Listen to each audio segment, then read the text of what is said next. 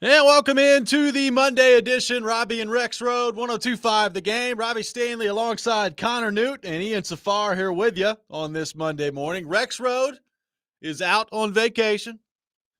I'm not giving any more information than that because I don't know, but he's out on vacation. You know, I said last week, Ian, when he was out, it had nothing to do with gout. Nope. And it turns out that wasn't entirely accurate. So all I'm telling you is he's out on vacation. I don't know anything more than that, and he'll be back next week. No HIPAA violations today. No HIPAA violations today. He's out this week, and we wish Rexrode the best of luck as he continues to heal up from gout. He will be back next week. Connor Newt is in the building. Connor, good morning. Hello. How are you? I'm good. I did have a toe-related injury over the weekend. It was not gout-related, but it is toe-related. I was in a boot all weekend. So what did you do? I had I'll tell you the not-so-gross version. I had a toenail growing into my bone. So I had to get that surgically removed. You think there's something in that chair over there, Ian? I think it is this chair. It might be. There's gout going around, and now he's had surgery on his toenail. There's a lot of things going down over there. There Could be something cursed with that chair. I don't know.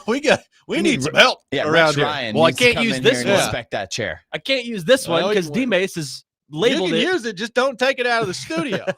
Just make sure you don't move it. Ian, how are your feet? Everything good? So far, so good on the feet. Yep. Solid weekend. Went by pretty quickly. Didn't do a whole lot. It was hot out there. It sure was. Did a little bit of mowing. But, yeah, great weekend. Titans got a preseason win. Yes. How about that? Lots of preseason action this weekend, hot and heavy. Yes. All the hype is raging between who? Jackson Dart, Caleb Williams. Caleb Williams completed a couple forward passes out there. So, Chicago thinks they're winning the Super Bowl. Yeah. Just a wonderful weekend of NFL preseason action. Yeah, sure was. A lot of stuff going on out there. And again, I said it last week. Could be a very popular Monday time for us, talking about a Titans loss over the weekend. Look, I don't know how many Titans wins we're going to talk about on Mondays by the time the regular season rolls around. So I'm happy to talk about one today. Titans get the win, 23-20 on Friday night against the Atlanta Falcons in the preseason. There is one more preseason game left, mercifully, and then we can get the NFL regular season started. We'll take your thoughts on your takeaways from preseason game number 2 for the Titans all program long at 615-737-1025, our phone number. Cam Ward, and we're going to get pretty heavy into his day and where he's at in camp throughout the show today. Cory Curtis will be with us a little bit later. Cam Ward, if you go by the numbers, it was not particularly good for him on Friday. He was 2 of 7 for 42 yards, a quarterback rating of 52.1. So you read that, and you're like, that's not very good. There was at least one drop, and we're going to get into that coming up here in just a few minutes about the Van Jefferson drop, I guess, heard around the world because Titans fans have a lot of thoughts on that. So we'll get into that coming up. Had a couple other ones where it was either a good miss that he had.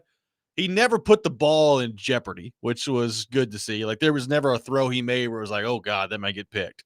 So I think some progress there from preseason week number 1 to preseason week number 2. The numbers, not great. Again, 2 of 7 for Cam Ward. Connor, overall, what did you make of Cam Ward and the way that he played on Friday against Atlanta? I thought it was reassuring to finally see decent pass protection around your quarterback. Granted, it's a preseason game, and you're blocking a lot of second and third stringers and some future door dashers, but I did find it reassuring to have time for your quarterback. That one pass where he rolled out right, probably second play of the game for him, rolled out right, hit IL Manor for about 33 yards. That was reassuring to me because it shows if you have time and you have protection, you can go through your progressions and find an open receiver. My thing is, the first drive, I thought he looked great. I have no complaints. Second drive, I thought he looked all right. The problem was a false start by J.C. Latham killed him. And then the third drive, I think play calling killed him. So I don't think anything particularly wrong was with Cam Ward's performance or anything was really his fault. My thing is, you got to call the right plays to get your guys in a successful position. That screenplay on the third drive, on third down, that Cam Ward basically just threw into the dirt intended for IL Manor was horrible. Horrible play call. So I I don't know. I don't want to say Cam Ward looked phenomenal because he didn't do anything particularly astounding outside of that 33-yard pass, but I thought he looked good. He didn't look as good as he did in his debut to me, but I thought he looked solid.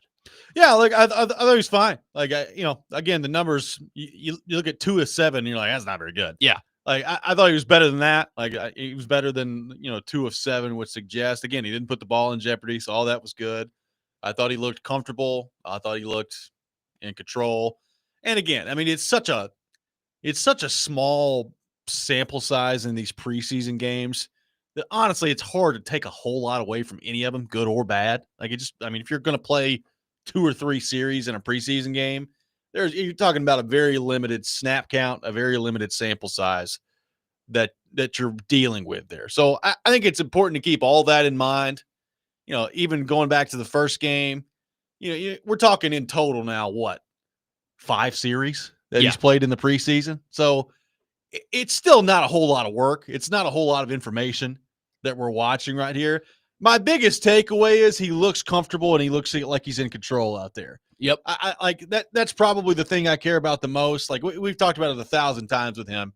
He's going to have some games. He's going to have some plays where he gets fooled by the defense out there, where he makes some mistakes, where he turns the ball over. That's going to happen by the time the regular season rolls around. But I thought he looked comfortable. I thought he looked in control. He looked like he knew what he was looking at out there, and all those things are good. You mentioned the pass protection.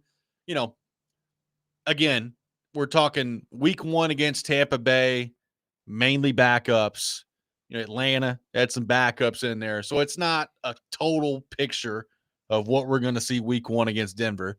But if you're a Titans fan watching the way it's gone the last few years around here, I think you got to be feeling pretty optimistic about the offensive line right now. Like they have given him time to throw in both of these games here. And again, Cushenberry, he warmed up the other day. He didn't play. There's a chance he could practice with the team this week. So that's all trending positively. Cushenberry, who knows? Maybe he's ready to go by the time week 1 rolls around against Denver. So that would be good to see him get back in there. Zeitler didn't play the other night. So there's still, I think with as good as the offensive line has looked in a limited sample size in the preseason to this point, it could be even better by the time you get Cushenberry and Zeitler back. So that's what I feel really good about is those two things really. It's just how comfortable Ward looked in the game, and then the offensive line continuing to give him time to throw the football. Much past that, I don't have a lot of glaring takeaways from what now amounts to 5 total series of work from Cam Ward. And it helps that some of his young receivers and pass catchers are showing a little bit of flashes. I mentioned Alec Iomanner with the long catch, Gunnar Helm with an absolute just beautiful catch in the end zone, not from Cam Ward, from Brandon Allen, but still, Gunnar Helm's going to see some time on the field this year. It helps that is working in his favor because you need those guys to grow with him, and you need some of them to hit heading into this new stadium. And I think that's kind of what the Titans are banking on is we're not going to be competitive this year. We may not be competitive next year, but when that new stadium opens, we plan to, win games and be contending for a Super Bowl. So I don't know. That's where I'm at as far as Cam Ward. Like you said, nothing extremely glaring outside of Cam Ward looks comfortable and confident in the pocket, but I digress. We'll hopefully see more next week. Well, and again, Lockett didn't play on Friday. Ridley didn't play, and Ridley has been by far the receiver that he's had the most chemistry with. So, the play to Iomanner was good to see, kind of an explosive play down the field. He didn't have his number 1 target out there, so it's going to be important. Like it's pretty clear he and Ridley have been able to get on the same page and have developed a nice chemistry here. He's going to need to continue to develop that with others. Like it can't just be Ridley out there. So whether it's Iomanner or, Lockett by the time the regular season rolls around, he needs to continue to develop and build up a rapport with somebody else other than Calvin Ridley out there. Ridley is, obviously the most important target that he's got, but it was nice to see him hit Iomanner out there the way that he did. And, not much from DK the other night. I think he had 2 targets and did not come down with the ball. So, your fourth round receivers are going to be a work in progress too when the season begins, but nice to see him hit that one to Isle Manor early. And the Titans get the win 23-20. We got a lot of takeaways to get into from the game over the weekend. Your thoughts on the Titans, where things are with them right now as we get one more preseason game left to go before the regular season is around. Roster cutdown day comes, and we kick this thing off for real in Denver coming up here in just a couple of weeks. We'll take your thoughts, 615-737-1025 the game. More takeaways from Cam Ward coming next, plus the play to Van Jefferson that was not made that Titans fans have a lot of different opinions on. We will get into that coming up next. You're listening to Robby and Rexrode, 1025 the game.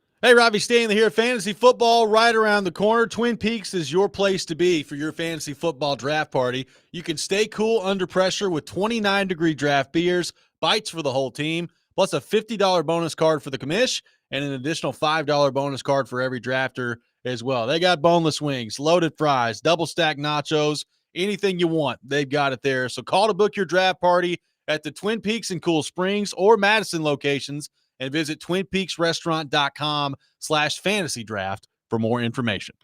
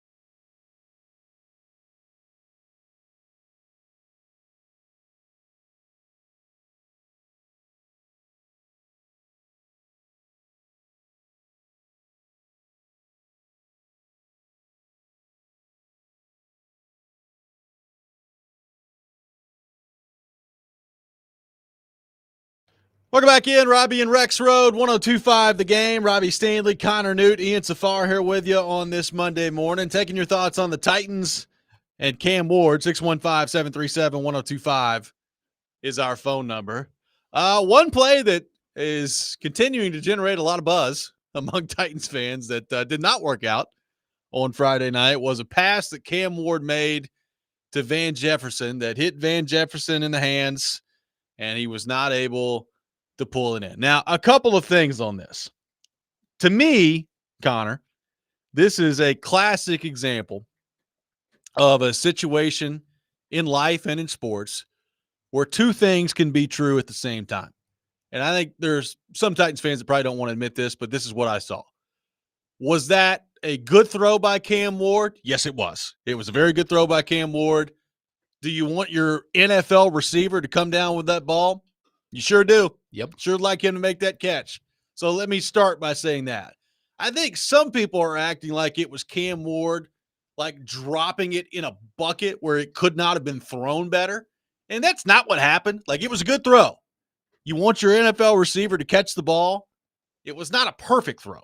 Yeah. So let's make that clear as we start this discussion. Now, again, Van Jefferson got to catch the ball. When the ball hits you in the hand like that, even though it was outstretched and you had to reach out a little bit, catch the ball. You're in the NFL. Yeah. So you need Van Jefferson to come down with that ball. You know, somebody's talking about, Mo on the text line says Ridley would have taken that in the house. Probably. Like, Calvin Ridley probably catches that and is gone at that point. So with all of that in the backdrop, that has kind of unleashed a couple of different discussions. Number one, the throw that Ward made on that play, just to get the ball to where he got it to, was pretty good. I mean, you're going over the top of two defenders there. And even though it wasn't perfectly in the bucket, it still was a good enough throw where it hit your receiver while he's running in the hands. He needs to come down with the ball and make the catch. So one of those plays where Ward makes it and you're like, okay, that was a play worthy of a number one overall pick that he made on that play. So an interesting kind of discussion after the game of what happened on that play, why Ward and Jefferson were not able to connect. Here's what Cam Ward had to say about that missed opportunity after the game. Really, next play. That's all we can do. If I need to throw the ball better, or if he thought, I let him too far out in front, or if he just thought, he dropped the ball. So at the end of the day, it's on both of us. We got to make that play. It's better to happen now than, come season time. What did he say after that? Not much. Just I got you. I really came up to him, see how the ball was. He thought it was a little bit out in front, so I just got to put it on his chest next time. That was Cam Ward, kind of taking the responsibility from it after the game, which generated a lot of reaction to Titans fans. Like, what do you mean it was a little out front? Van Jefferson's got to catch the ball. What's going on? So then Brian Callahan was asked about that play the next day when they finally got back to Nashville after their 9-day road trip. And here's what Brian Callahan had to say from his vantage point on the missed opportunity between Cam Ward and Van Jefferson. The drop, the Van Jefferson on that deep over route, asked Cam about it, and he was like, well, maybe I should take a little off of it. Yeah. What's your take on that, and how do you like the way, because it's something he's done since high school, like always taking accountability for something, even when it's not his fault. And what does that say to you about him? I think there's a maturity in that. Most quarterbacks learn that, whether or not it is their fault or isn't their fault, their job is to always take the blame for it. I thought it was a nice throw. I thought Van had a chance to catch it. I think you can always nitpick it and hey, if you took a little off, might have been easier. If you threw it 6 inches closer, it might have been. There's always a place to be better. Ultimately, I'd like to see them both connect on that. There really wasn't. It would have been a tough catch. I think we can acknowledge it was a tough catch, but would have liked to see it get connected. Both between Cam and Van. But I appreciate Cam's willingness to accept responsibility. He didn't shy away from it. He knows things that he can do better, and he never has a moment where accepting responsibility is hard for him. I think he understands the role and understands what it means to play quarterback, and that's part of it. So that was Brian Callahan. So again, he kind of echoes there what I was saying, Connor, of like there are some Titans fans that are acting like this is the most egregious drop in the history of the NFL. And it's not that. Like, yes, you want Van Jefferson to catch that ball. It was not a perfectly thrown ball. It was interesting to hear Callahan's explanation of it there, and especially like the maturity that Ward shows kind of taking responsibility for it. Again, like Van Jefferson's got to catch the ball, and it's not just that one. As somebody else points out on the text line, Gamma Greg pointing out that he dropped one last week too. Like Van Jefferson's got to catch the ball if he's going to make this team. So I'm worried about that. Like, catch the ball. beyond Ridley, I'm really kind of worried about this receiving core in general, but we'll wait and see what that looks like. What did you make of Ward's answer there, Callahan's explanation, and the missed opportunity between Jefferson and Ward? Yeah, I really appreciate the accountability from Cam Ward. It's not necessarily his fault. Like you said, it was a great throw. Not the greatest throw in the NFL you'll ever see, but it also wasn't an egregious, just game-losing drop from Jefferson. It was a bad drop for sure, but I think you're going to see some Titans fans that are just cut him yesterday, start Io Manor at the X immediately, which – well, it has led to an entire discussion on, and this is Twitter, so you have to keep that in mind. Oh, yeah. It's led to an entire discussion of how in the world is Van Jefferson going to make the team and Xavier Restrepo's not? Xavier Restrepo. I've seen a lot of that this weekend. Come on, man. All right, come on. I'm tired of the Xavier Restrepo. But, yeah, I appreciate the accountability from Cam Ward. It just goes to show you he's a leader, right? Like, he's taking accountability for something that wasn't his fault. Yeah, I could have thrown that ball a little bit better and put my guy in more of a position to catch it. It's accountability. And I think with that mentality and that level of confidence, which is a word you hear with Cam Ward every single time you talk about him, he's setting himself up for success. Not that he's going to be a elite Hall of Fame level quarterback immediately, but all you need for him is to be a solid quarterback one this year. Show some signs to the Titans that you are exactly what they drafted you to be. And I think by having that mentality and having that confidence and, getting accustomed to throwing to those guys and taking up for them when they're down, I think you're on the right track to do just that. I haven't seen really anything from Cam Ward other than maybe our receiver is going to be top 5 and Traylon Burks is a top 5 receiver. And yeah. Like the Fortnite again, stream. that doesn't bother me. Like, he's a guy trying to display confidence in his teammates. So I'm not sitting here bothered by Cam Ward getting up there talking about having a top 10 offense. Yeah. I don't care. That's fine. If that's what he wants to get up there and say, that's fine. But like everything off the field from a leadership standpoint, from an accountability standpoint, from a mental makeup standpoint, as much as we can, determine those things without actually having been in the room and watched him work on a day-to-day basis. I like all that. Like all that with Ward, I think that he's checking all those boxes. And then it's going to come down to on the field of consistently delivering the football and putting it where it needs to be time after time after time, which is so much of what quarterback is about in the NFL. But there's so much, I think, to like about what he brings to the table away from all that is conducive to being successful in the NFL. And I thought that was another example of it the other night. Like you want your quarterback to be the leader of your football team, and he's a rookie and he's got a lot of things on his plate right now. But like I think you can, as camp has gone on here, you can kind of sense him stepping into that role, and I think getting more comfortable with that. And then again, it's going to come down to how well he plays on Sundays. But everything that goes into playing quarterback away from throwing the football, I like with Cam Ward. Mm-hmm. Well, I think the thing on Van Jefferson too is he's a veteran, and you kind of know exactly what you're getting from him. Yeah, he's going to make. Van Jefferson is like a 5th receiver in the league. Yeah, he's like a number 4, number 5 guy in the league, which we have known that the whole time heading into this. Right. He's going to drop some big plays like that because that's what he's done his entire career. Didn't he have a drop was it Atlanta? Yeah. Against the Titans? Yeah. That kind of cost them Van a comeback Jefferson game. is like a fringe NFL guy at this point of his career. But that's also where the Titans receiving core is right now, right? Yeah. Like you got what you got. Van Jefferson might have to play a lot this year. Now, hopefully Ridley's healthy the whole time. Lockett's healthy the whole time. And one of the two of Io Manor and DK can rise up into a spot where they're more reliable than Van Jefferson. I think that's what you're hoping for. That's what right? you're hoping for. Io Manor can kind of eventually take over that spot as the season progresses. Yeah. Will that happen? Maybe. How long will it take? We'll see. That's the question. But maybe they can at least spot him. Van Jefferson's not going to have to play every down.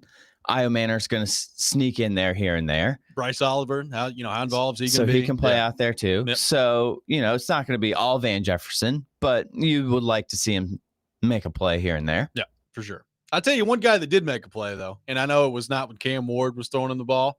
The touchdown catch that Gunnar Helm made, Oh boy. that was a snag, man. That was a nice catch. That was a nice play by Gunnar Helm. And look, we've talked about that spot a lot. It's pretty clearly him and Chig right now that are kind of 1 and 2 in whatever order you want to put them. And I think they're going to play the lion's share of the snaps out there at the tight end position for the Titans. That was a heck of a grab by Gunnar Helm on that play, that touchdown play. It was nice. And it was a good throw by Brandon Allen. Yeah. I mean, Brandon Allen, my thoughts on him are kind of the same as they were last week. He's a backup. I don't really take too much stock into what he does and doesn't do on the field. My only takeaway from him is Cam Ward better keep himself healthy so we don't have to see Brandon Allen go on the field. But that'd be nice. It was a nice throw from him. And, Gunnar Helm showed some up. He made a nice snag in double coverage, scored the touchdown. I really like Gunnar Helm. I liked that pick when they grabbed him in the 4th round. I thought that's kind of a steal because I remember watching him at Texas and he was good.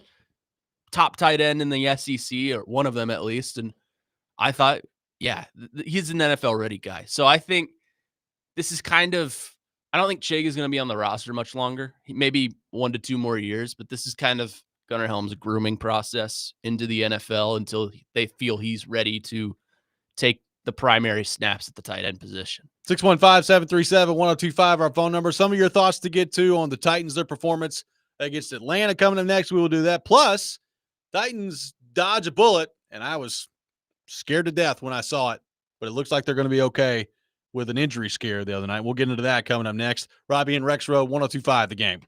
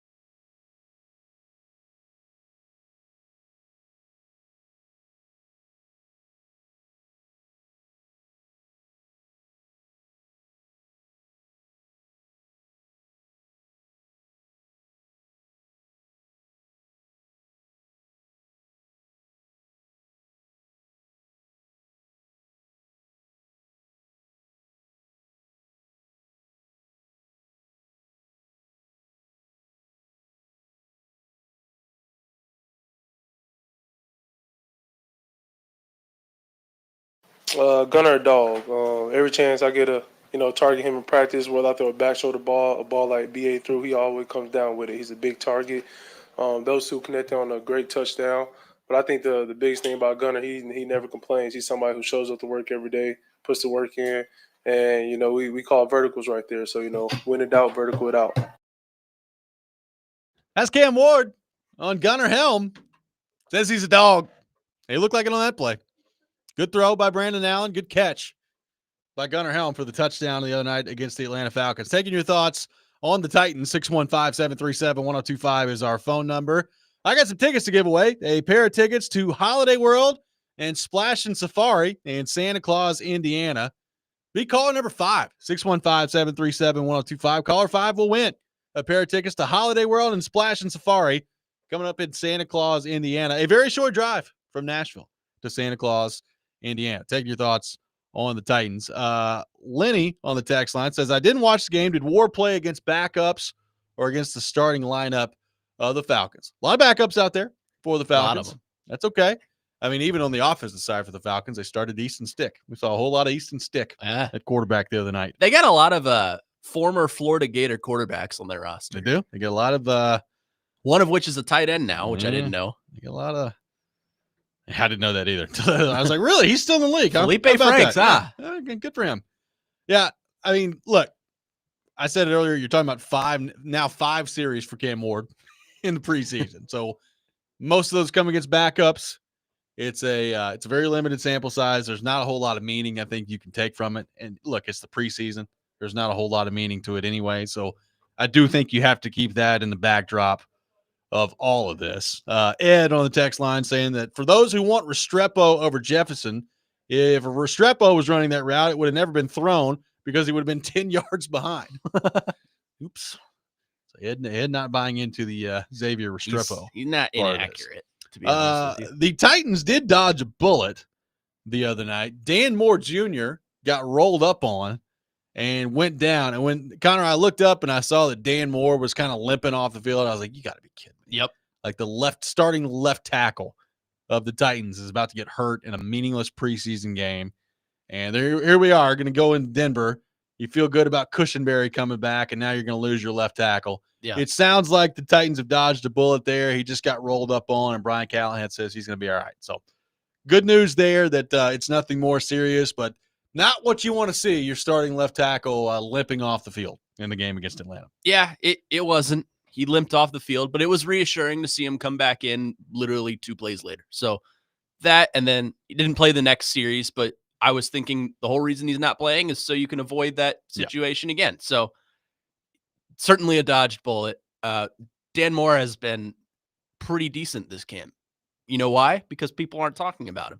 That's probably a good thing if you're not talking about an offensive lineman, right? Yes. That's good. So, yes, it would be a huge, huge loss if we roll into Denver week 1 and you don't have your starting left tackle, which has been an issue for the Titans the last few seasons anyway, when you don't have a NFL caliber left tackle starting on your offensive line. But yeah, bullet dodged. I don't know if I would like to see him play in this final preseason game, though. Well, I think it entirely depends on what you're going to do with Ward. Because to me, if you're putting Ward out there, you need to put everybody on your starting lineup, your starting offensive line out there. Like you got to protect the quarterback. I wonder. Like I think Ward's going to play. I think the big question is he going to play a lot in this last preseason game, or is it going to be similar to what it's been? Because is it going to be another thing where it's 2 series for Cam Ward in the starting offense? Like if they roll out there and roll right down the field and score a touchdown, are you immediately taking all of them out at that point? Or is Callahan, with how young this offense is, with how young the quarterback specifically is he going to use this last preseason game as a dress rehearsal and want to see his guys go out there and play significant football? I don't know. I don't know what the answer to that is. I don't know how he's going to handle that. There's pros and cons to both. There are pros. We saw both the other night, right? Like the pros are you're getting some valuable game-like reps for Cam Ward in your offense.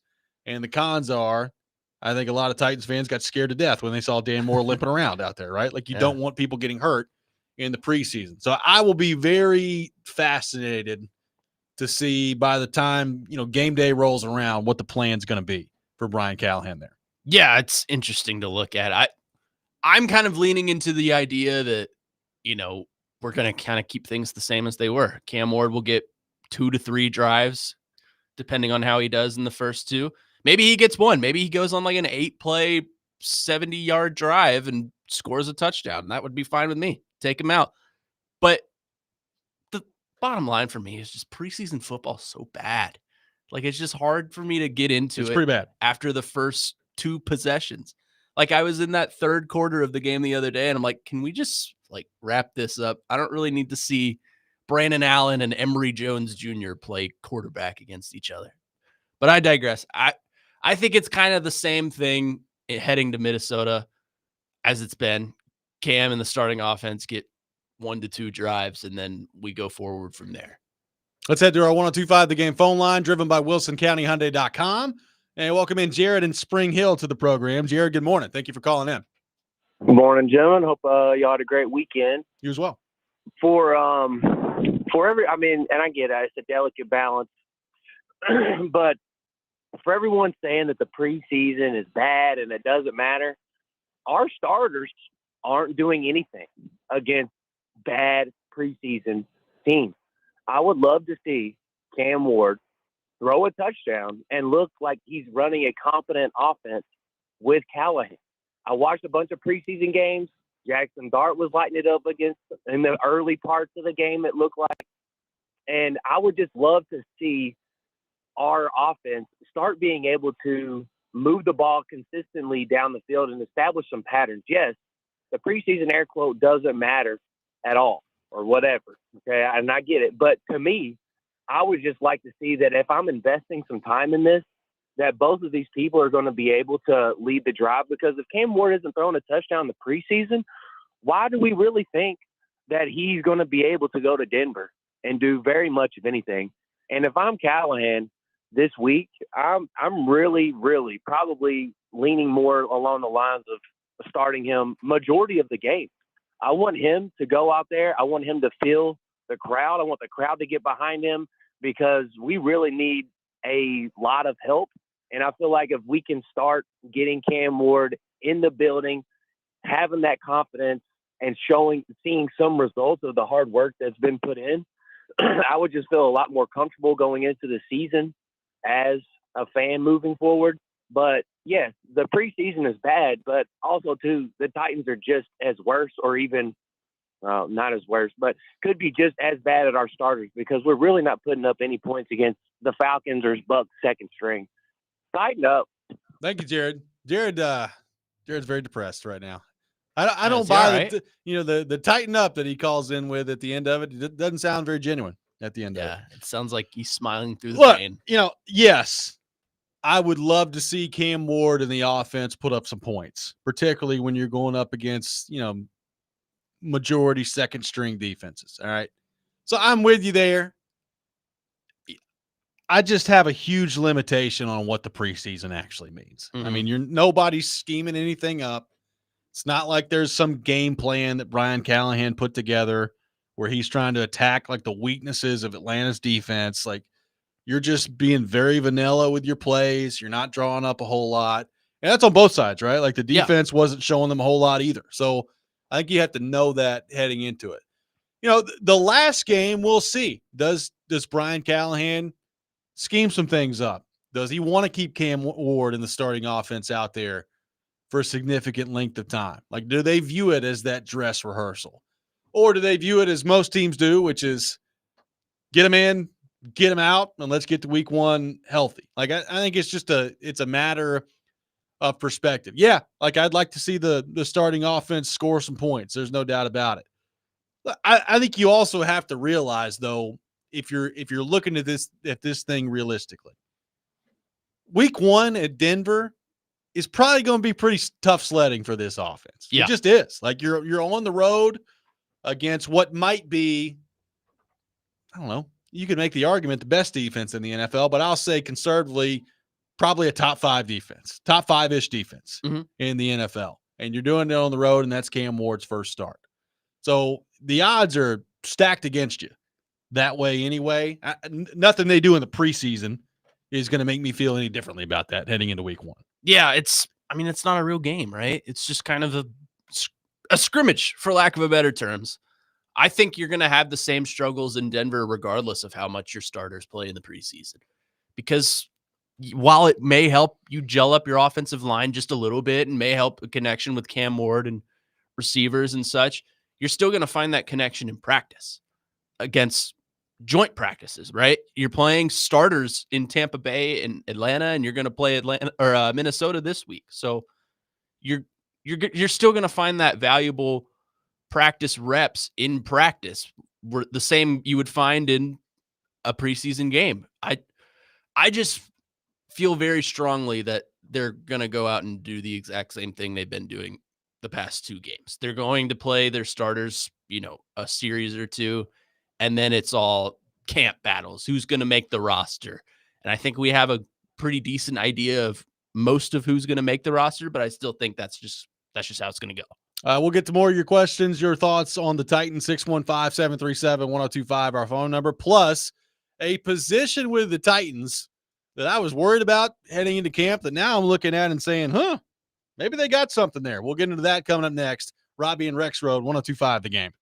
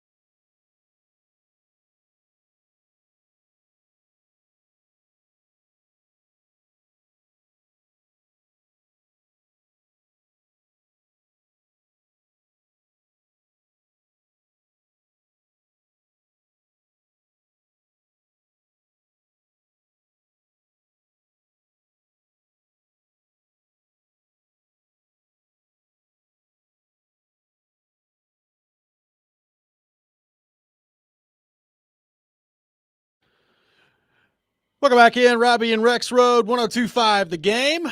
Taking your thoughts on the Titans at 615-737-1025, our phone number. Maybe the standout player in the game for the Titans on Friday, Cedric Gray on the defensive side of the ball. Played really well in the game. I thought from really the opening jump, he was noticeable on the defensive side of the ball. And look, again, it's preseason, so I think you have to take it with a grain of salt. But I remember looking at the depth chart.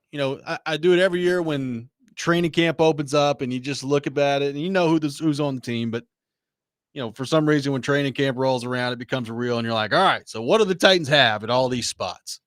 And I looked at inside linebacker, and I was like, oh my goodness, Cody Barton, James Williams, Cedric Gray. That could be bad. That could be a pretty bad group for the Titans. And who knows? Maybe it will be. I have no idea. But look, I like what I've seen and heard about Cody Barton. I thought James Williams in the first preseason game flashed and played pretty well. Cedric Gray in the second preseason game, I thought played really well. Mm-hmm. So, again, I realize that they're not taking on – it's not like they were taking on Bijan Robinson the other night, and they didn't go up against Baker Mayfield and Mike Evans in week 1 of the preseason. So, again, limitations to what it all means. But I've been pretty impressed with the inside linebacker group for the Titans. And I wonder if maybe something that you looked at on paper and thought could be a weakness for the defense, could they end up being in maybe some better shape there than we thought heading into the regular season? Yeah, I mean, Cedric Gray in particular played a great game the other day. His sack, he committed to the quarterback, half a sack, statistically, but still sack. He committed to the quarterback and was there right from the jump, and then he had the almost pick that was negated by a penalty, but it wasn't his penalty, so, he still made the play.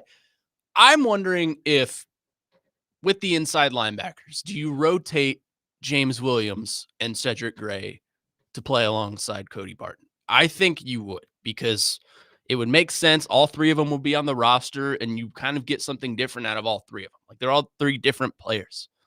I just think it would make sense from a scheme standpoint defensively. And, I'm with you, Robby. I've been remarkably impressed so far. Obviously, it's preseason, and we don't know what they look like in an actual game. But I've been pretty impressed with Cody Barton in particular. I think he's been the jolt of energy that room needed. The other two young guys, I think, are coming into their own. But obviously, we'll find out what they mean in a regular game, in a real game, but they've been impressive to say the least. Well, it was interesting as we talked to TD about this the other day on Friday, and he was talking about inside linebacker being a group that, playing better than he thought. And that was before Cedric Gray had his game that he did on Friday. And then you looked at the corner group, and some work needs to be done there. Oh yeah. Heading into camp on defense, you looked at corner and maybe thought if it wasn't the strength of the defense, it was certainly up there. I mean, I think we would all agree that the strength of the defense when they're healthy is probably Sweat and Simmons up the middle. But I think you felt okay about corner. And it's not been a great camp for the corner group with L'Jarius Sneed not out there. I mean, Brownlee, I think you know what you're going to get. McCreary's a good player, but they've got some depth issues behind those two guys that if Sneed either can't go or ends up missing some time down the road, it's going to be a problem for the Titans. Inside linebacker, maybe they're a little bit more equipped there than we thought. And look, they need something, like they need somebody, and I would prefer it to be the edge rusher group if I was, making my pick. But they need, probably 2 or 3 position groups on the team, but certainly a position group on the defensive side of the ball to be better than they look on paper, right? Like on paper, you look at their edge rusher group and you're like, oh boy, like that could be bad. They need that to be much better than we think it's going to be sitting here today. Inside linebacker, you look at it on paper and you're like, I don't know, man. They need that to be a lot better than us sitting here a couple weeks ago talking about it in the camp. Like if they're going to be anywhere near a competitive football team, it's probably going to require on the defensive side of the ball, one of those 2 position groups being better than we think. Probably on offense, the wide receiver group being better than we think. Like it's going to require some of those things if they're going to get in that 7-8 win territory where they're playing maybe some meaningful football games when the calendar flips to December. Well, on the defensive front, I mean, outside of defensive tackle where you have Sweat and Simmons, there's little to no depth in any other position group. Like, I feel okay about safety. But other than that, yeah. I mean, Kevin Winston, Amani Hooker, Xavier Woods, I think you're fine there. You're not elite, but you're fine. Defensive tackle, you're fine. But you don't have anyone to hit the quarterback off the edge. Inside linebacker, you're right. I think they are better than what we thought they were as of right now. But it's just a lack of depth. It's a testament to this roster defensively on how little depth they have. So if one player goes down, inside linebacker included, they're kind of screwed on defense. Like, there's no X factor on that defense to just take over a game like some of these other teams in the NFL have. Ben on the text line says, I haven't really heard anybody discuss three things this Titans offseason. The defense's ability to create turnovers. Are the punt and kickoff return guys a threat? And what's the kicker punter performance expectations? The kicker and the punter need to step it up. They look I bad. have not been very impressed with Johnny Hekker to this point. And again, preseason is not my favorite football. Preseason punting is way down the list of what I care about when it comes to watching NFL football. I mean, Joey Sly missed an extra point the other night. It's like, man, look, I understand that Nick Folk was 40 years old, and maybe, if he started asking him to kick 54-yard field goals, maybe that wasn't going to happen for him. But good Lord, get a kicker out there that can make an extra point. I mean, Nick Folk was automatic. Yeah, Hecker's out there shanking punts. He's shanking punts. So, I'm not very impressed with the kicking and the punting going on right now. We'll see what it looks like by the time the regular season comes around here. But that needs work to me right now. As far as the Titans' ability to create turnovers, I mean, I don't feel great about it. We'll see. I think part of creating turnovers is getting pressure on the quarterback, right? And that's hitting the quarterback, creating fumbles that way, but it's also getting the quarterback off his spot. It's rushing the quarterback into some bad decisions that could lead to interceptions. So I don't feel good about that. We'll see what happens on that front from the Titans by the time the season comes around. But, those three things, the creating turnovers, I don't know that I would say the Titans have a dangerous punt or kickoff return guy, and the kicker/punter expectations, probably not satisfactory answers on any of those three at the moment. Yeah, but it's so low down the list right now on things I care about on the Titans, then it's not much of a super concern for me. Now, if we get to week 1 and Johnny Hekker is punting it 10 yards and Joey Sly is missing extra points wide left. Yeah. He did not look good. But if we get to week 1 and that's still going on, then I'll start being concerned. But as far as preseason punting, I'm not much of a factor for me. 615-737-1025, our phone number, 615-737-1025. A lot more of your Titans thoughts to get to. We will do that. Plus, Blake Bedingfield with some interesting thoughts on Cam Ward and the Titans' performance on Friday against Atlanta. We'll get into some of that coming up next as well. Robby and Rexrode, 1025 The Game.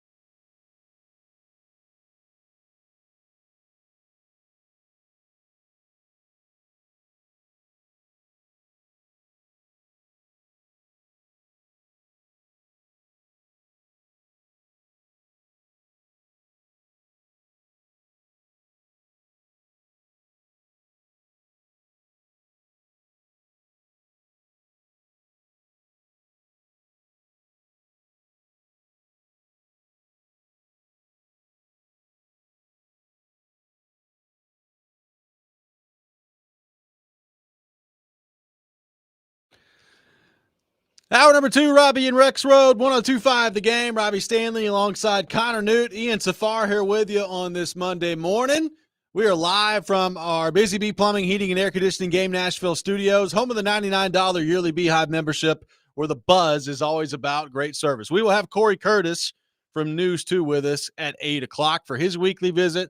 He was on the sideline for the Titans and the Falcons on Friday. We'll get his thoughts, his takeaways from preseason game number 2. Taking your thoughts on the Titans in the meantime, 615-737-1025, our phone number. The Tennessee Volunteers have named a starting quarterback. We will get into that later this hour as well. Not a huge surprise, but they have named a starting quarterback. We'll get into what that means for Tennessee. Plus, a situation in the NFL to monitor via trade that we will get into later in the program as well. But taking your thoughts on the Titans in the meantime, let's head to our 102.5 The Game phone line, driven by WilsonCountyHyundai.com, and welcome in our buddy Mark in Nashville to the program. Mark, good morning. How we doing?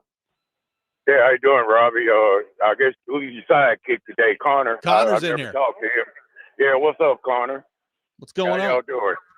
Hey, Robbie, let me help you out just a minute. All right. I heard you talking about the Titans, especially the special teams. I mean, Sheffield had a crucial fumble the other night on the return. Yep. I know you remember that. Defensively, they got gashed with Carter for the Falcons. He ran straight up the middle, 40-yard run. That's not good. I heard y'all talking about the defensive front and the linebackers.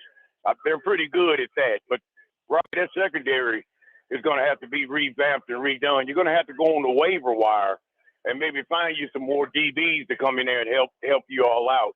You can't count on Snead right now because even if he comes back, Robbie, is he going to be in game shape, football shape? Football shape and being in shape is two different things. Is he going to be in football shape, football shape to be able to come out there and do what he needs to do? I don't think you can count on that right now. But, Helm had a good game.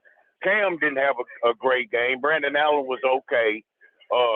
Jefferson had a touchdown run down there in the red zone. So this team still is a long way away from getting to where they get to. But, Robbie, I know where you're getting ready to go with that quote you came up with or that trade thing. Go get Trey Henderson up there at Cincinnati. Pay the man, and there's your defensive end. They need a true pass rusher.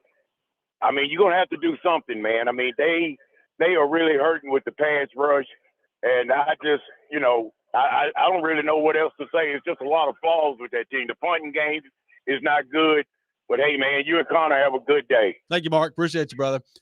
Yeah, the right. Trey Hendrickson part of this is interesting. We've talked about him. I don't know if the Titans make a whole lot of sense just in terms of where he's at. He's 30. He'll be 31 coming up in December. You'd have to give up too much to get him. You'd have to give up a lot. Now, look, if it's reached the point with Cincinnati where it's just untenable, and obviously they're at a contract impasse and they're listing on trade offers, that does not do. I mean, that's not good for Cincinnati and their leverage, right? Like you're not maximizing the trade value that you could get back for Trey Hendrickson. But I also feel like Trey Hendrickson is the type of move somebody makes and gives up assets for if they feel like he's like the difference, right? Like they're right on the doorstep of winning. Mm-hmm. And look, Trey Hendrickson's a great player. Trey Hendrickson would help the Titans. Trey Hendrickson is not the difference between the Titans being, one of the bottom feeders in the league and being a Super Bowl contender. He's not. I mean, the roster needs a lot of work. So that's a long way of me saying I don't think the Titans are going to involve themselves in the Trey Hendrickson discussion. We'll get into that a little bit later, and so specifically of what that could look like. But, the other parts that Mark was talking about there when it comes to the secondary, like I'm pretty concerned about the secondary. And look, I get it. The waiver wire, they got the number one spot there.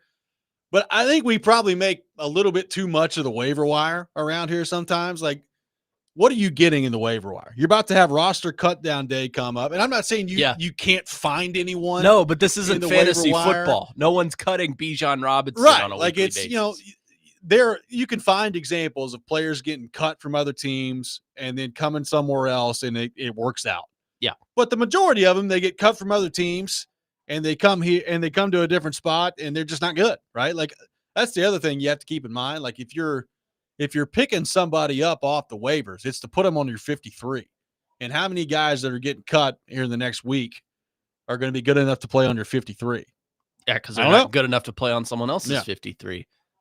I mean, maybe it's a different player than what you have. Like if the Chiefs cut someone that doesn't make their 53, chances are they may be a little bit better positional value for you. But you're right. This isn't fantasy football. This isn't someone cutting a, third wide receiver on a weekly basis just because they don't have enough room on their roster for him. It's not how the NFL works. Well, and again, like you can find examples of guys that were cut and then show up somewhere else and play well. So I'm not saying it's not a worthwhile venture if you're the Titans to keep your eye on that. And look, I'm sure they will. I'm sure the Titans are going to make and they should make a claim or two next week and bring somebody in. I'd be surprised if that doesn't happen. I don't know that I'd get my hopes up that whoever they're going to bring in at cornerback off the waiver wire is going to make a huge difference for them, right? Yeah. Like it's hard to do that at this point. And look, I agree with what Mark said about Snead. Like, let's say he's ready to go week 1. He hadn't played football in almost a calendar year. Like, is he just going to be able to go out there and just go? Like he hadn't practiced, he hadn't done anything. Yeah. He's just automatically back in the game, and then he's just going and he's an elite corner again. I find that hard to believe. No, that's not going to happen. I mean, I feel like we're a long ways away from seeing L'Jarius Sneed back on the field. Like you said, hasn't practiced. We have no idea what his legal situation is right now or his health situation by that. I think he's a ways away from being back on the field for the Titans. So Blake Bedingfield had a really interesting breakdown at paulkuharski.com on Cam Ward and the offense's day the other day. And for those who either don't know or have missed it, Blake Bedingfield, the former NFL college scouting director for the Titans. So, when he puts something out, that's somebody that I pay attention to and their evaluation things. And it's interesting if you want to go read it. Like he breaks down every single pass attempt that Cam Ward had, and it's pretty interesting to watch him kind of go through that. A couple of lines that I want to read, and again, you can go check out the whole thing at paulkuharski.com. He says, Cam Ward's final game stats were not impressive, but he played much better than the stat line. And he goes through all the stats. And at the end of it, he says, Ward flashes all the throws. He's got arm strength, movement ability in the pocket, but he must get consistent with his technique and footwork when he's in the pocket. His footwork varies throw to throw, and it forces him to spray the ball. That doesn't mean he must be a robot, but he needs to find the comfort level with proper technique when he's clean in the pocket and not rushed. When Ward is scrambling and on the move, he does a good job of placing the ball accurately. There's a lot of talk lately about Ward's footwork. And we saw, Dan Orlovsky break it down after week 1 against Tampa Bay in the preseason and how his footwork, as Blake says in this, varies from play to play and is not consistent. And if you don't have that in the NFL, you can get yourself into trouble. So I guess one of the more underrated things to watch with Ward moving forward is how much progress can he make on maintaining some level of consistency with his footwork and improving that as it goes on here. Because that, if you don't get that fixed, that's going to lead to some mistakes. And if you can get it honed in and continue to work on it, then I think you mitigate some of that with how, inconsistent you are with your delivery at that point. He's got to find a happy medium, I think. Like, don't be a Kirk Cousins statue and just stand in the pocket and don't move. Because kind of the thing that coming out of college, Cam Ward was praised for was his mobility around the pocket. Not that he's a dual threat quarterback like a Lamar Jackson that can get outside and just gain, 40 yards on a rush. I don't think he's that level of a dual threat, but he's mobile. He can move around the pocket and dodge guys coming at him and stuff like that. But yeah, he's got to find a happy medium to where, his footwork looks natural and he's moving the right way, but he's not also just standing still and letting the defense come to him. He's got to find a way to navigate around the pocket fluidly. Kyle in Shelbyville on the YouTube chat says Trey Hendrickson would help make this team actually watchable this season. Going from unwatchable to watchable is a pretty serious jump.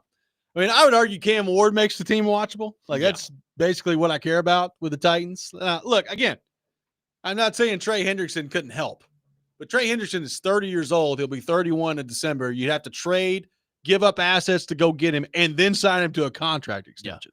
So that's a lot of things that have to happen for a guy that is either right in the middle of his prime or is coming out of his prime on a team that is not a playoff contender and it's not a Super Bowl contender. It doesn't make sense for either. To me, window. it makes absolutely zero sense to entertain the idea of trading for Trey Hendrickson. That's just me. Yeah, no, I agree with you.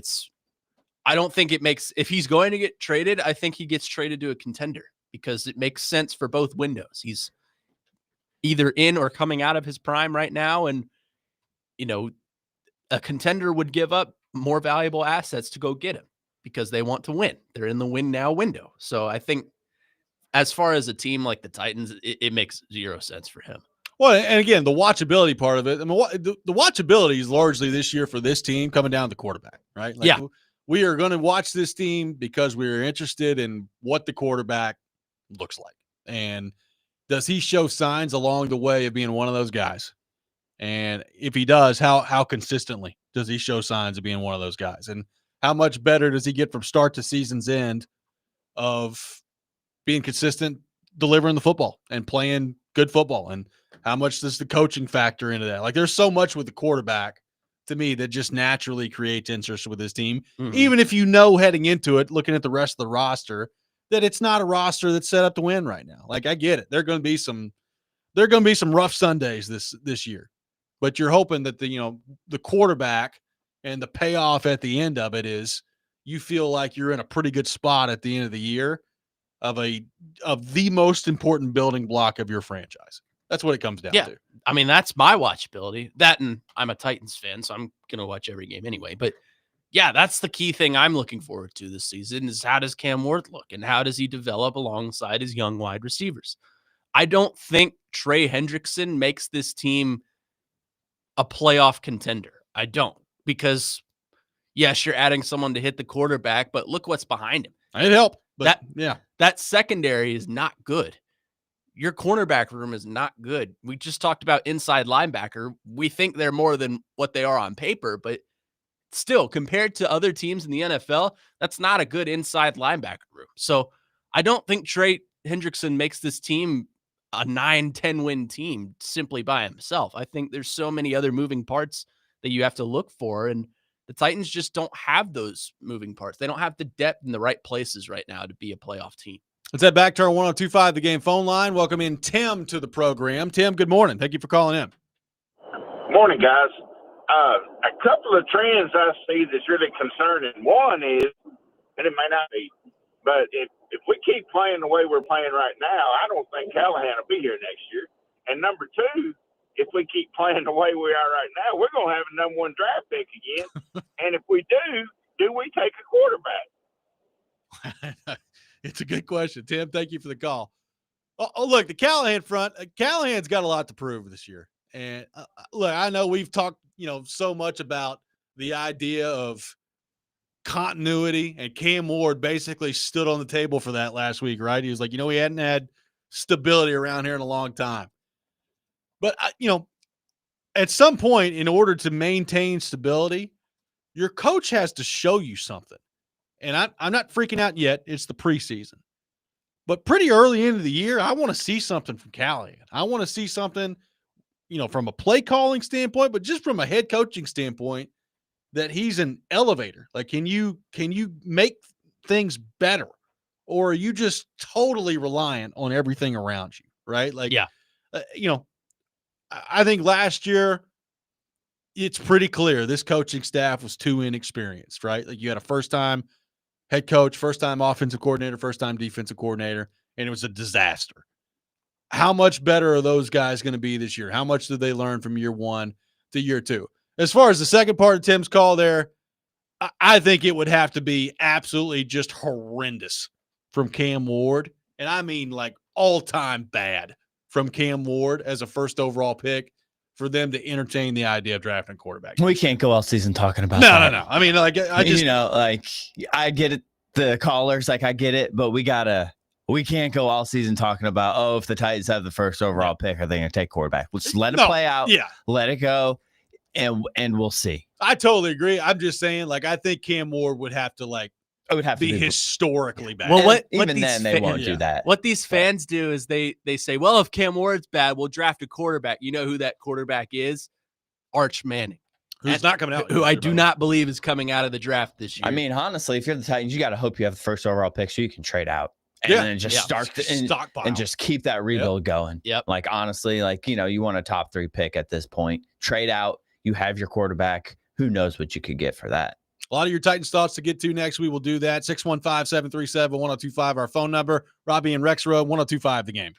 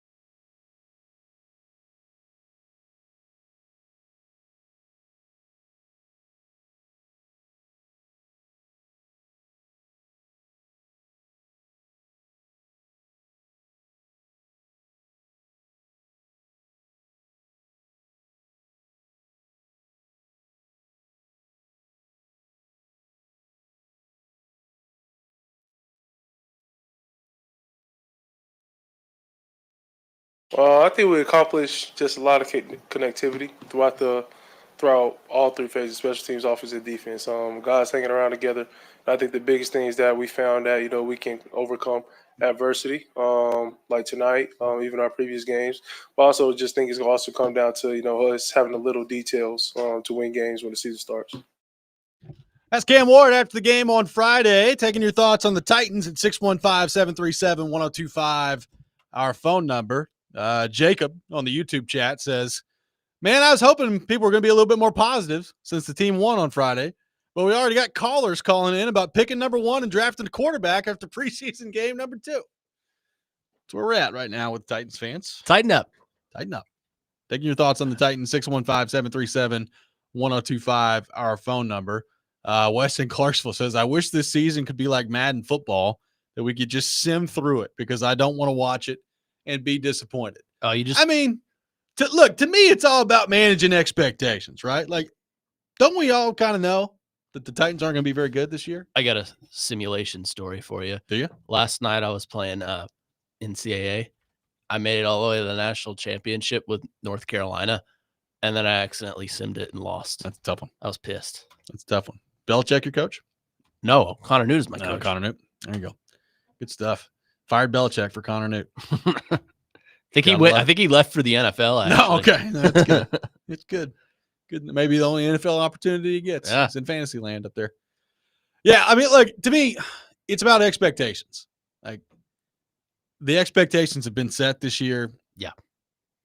And the organization has basically told you. Now that, Brian Callahan's not come out and said it. I don't expect him to. Cam Ward and the Titans players, I don't expect them to say it or to even buy into it. But Mike Borgonzi and Chad Brinker have said basically that patience is going to be required and they've got a long way to go. And I think we know that looking at this roster. So, to me, knowing that heading into it, it affects my watchability a little bit differently. Is that exciting to me? No, but when you're talking about the number 1 overall pick at quarterback, I'm sorry, that's very intriguing to me. Figuring that out is such a franchise changer for this team. And look, I get it. They had a number 2 overall pick before and it didn't work. And what was Vince? 3? They had a number 3 overall pick. It didn't work. Jake Locker's the top 10 pick. I get it. They've had these opportunities before. And it's, they've completely fallen on their face for the most part. I mean, Marcus didn't get to a second contract. Vince won Rookie of the Year and then flamed out and was throwing his shoulder pads in stands. Jake Locker, I don't know, ever completed a forward pass. My first jersey. Yeah, I get it. They've had similar situations before. At some point, they got to hit, right? At some point, they've got to hit. And, whether or not Cam Ward is going to be that guy, that storyline is really fascinating to me. Yeah. And that to me is what this season is about, beyond the win-loss part of it. Yeah. I'm never going to say the win-loss part of it doesn't matter because it's pro sports and that's why you play. Yeah. But I just think you have to know heading into this that unless something really unforeseen happens, the win-loss part of it's probably not going to go very well for your team this year. I mean, even on a day-to-day watching standpoint for me, I'm going into these games probably expecting the Titans to lose, but I'm going in thinking, all right, let's see how Cam Ward looks against the NFL competition. Let's see how the receivers look and the defense looks. You got to take a day to day, I think. And like you said, you got to go into this season with low expectations. It's a low bar. They're not going to be a very good team. Just going to tell you that. But you're right. The storyline is very important. It's actually franchise important. It will make or break your franchise for the next 5 years. You just spent the number 1 pick. Yeah. You just spent the number 1 pick on a quarterback. And if he's a bust, then you are set back for a long time. It's just life in the NFL. Let's head back to our 102.5 The Game phone line. Welcome in Billy to the program. Billy, good morning. Thank you for calling in. Good morning. They're not going to be a very good team. Good morning. What's going on? Yes, the Titans made two wrong decisions. They should have traded that number 1 pick and got 2 number 1 pick for next year and the year after, and then maybe they would have got the right quarterback. And the next second best option would have been to draft Shador Sanders, but instead you got caught up in politics. Now you're going to run around. Shador could have brought all kind of money to the city because he was something exciting. People are tired of boring Titan. There's no money coming in with all the garbage players they get. Nobody know who's a star on the team. Shador would have been the star, and the fans would have loved it. Shador was a 5th-round pick. Hey, man, look at you. You sound just like that. Was he a 5th-round pick or was he not? Tom Brady was a 6th-round pick. Shador got caught up in too much hating. And okay, but you're sitting there getting all over the Titans for not drafting him. Nobody drafted him until the 5th round. Yeah, because there was too much hating on Deion Sanders. They can hate on Deion Sanders forever. It ain't going to never change nothing. Shador is a good quarterback. He was a number 1 quarterback. He may be. We'll wait. Look, I certainly. No maybe to it. It is. Oh, well, there's definitely a maybe to it. He's a 5th-round draft pick and is the 4th quarterback on his roster right now. So there's a big maybe to it. Battling an oblique injury. In 1925 when it was 2025. They should have acted like it was 2025. That's what the Titans got caught up in. Thank you for the call, Billy. I mean, I don't think the 5th-round pick that the Titans and every other team in the NFL passed on for 5 rounds. Look, we'll see. First off, we'll see if Shador Sanders starts a game this year. Yeah. That's step number 1. I mean, let's take into account. And then if he does, we'll see if he's any good. Let's take into account Shador wasn't even the first quarterback his own team drafted. They drafted Dylan Gabriel over him. So, look, Shador may be good. I have no idea. Like Shador, I liked what I saw for him in the one preseason game we've seen from him. Again, it's a preseason game. Who cares? But let's let him start some games in the NFL. Same thing with Ward. Let's let him start some games in the NFL. Yeah, and then we'll see what it all looks like. I mean, but to act like it's just a foregone conclusion that Shador Sanders, who's quarterback 4 on his roster right now, is going to be some NFL superstar, is ludicrous. I mean, let's compare apples to apples, right? Watch the game film for Cam Ward in college, especially at Miami. Then go watch the game film last year for Shador. In my mind, and in many of the minds, and obviously the mind of the Titans front office, Cam Ward's film is miles more impressive than Shador Sanders' film. And that's not the sole reason why you take that quarterback number 1 overall. But I feel like they're completely different prospects. And one was obviously taken number 1 overall, and the other one was taken, 177 overall or something like that in the 5th round. There's no comparison. We also got to stop with the Tom Brady stuff. Like, yeah, Tom Brady was taken in the 6th round. In the rarest hit of all time. Yeah. We're a long way from Tom Brady. Right guy in the right system with the right coach. I mean, maybe Shador will be all right. But maybe. He's not. I mean, look, Rexrode liked Shador the best in the draft. He liked him ahead of Cam Ward. So we'll see what it all looks like. But, I mean, he's quarterback 4 on his roster right now. So let's not act like, the Titans are the only ones that were like, I don't know if Shador Sanders is going to be very good. We'll see. 615-737-1025 is our phone number. Speaking of quarterbacks, the Tennessee Volunteers have named a starting quarterback. What do we make of the decision? And what does it mean for expectations for the Vols this year? We'll get into that coming up next. Rob Rant coming up at 7:45. Cory Curtis at 8. All that ahead. Robby and Rexrode, 102.5 The Game.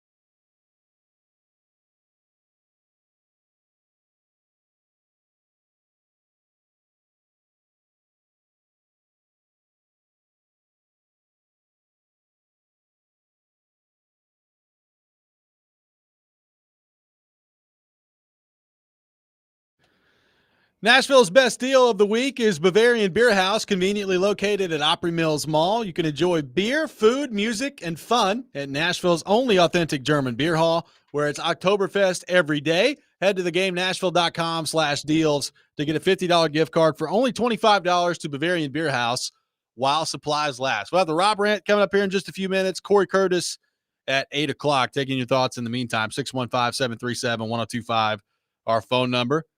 Calls have been a little all over the place today. A little bit all over the place today. That was a fun one. We'll continue to take them. 615-737-1025.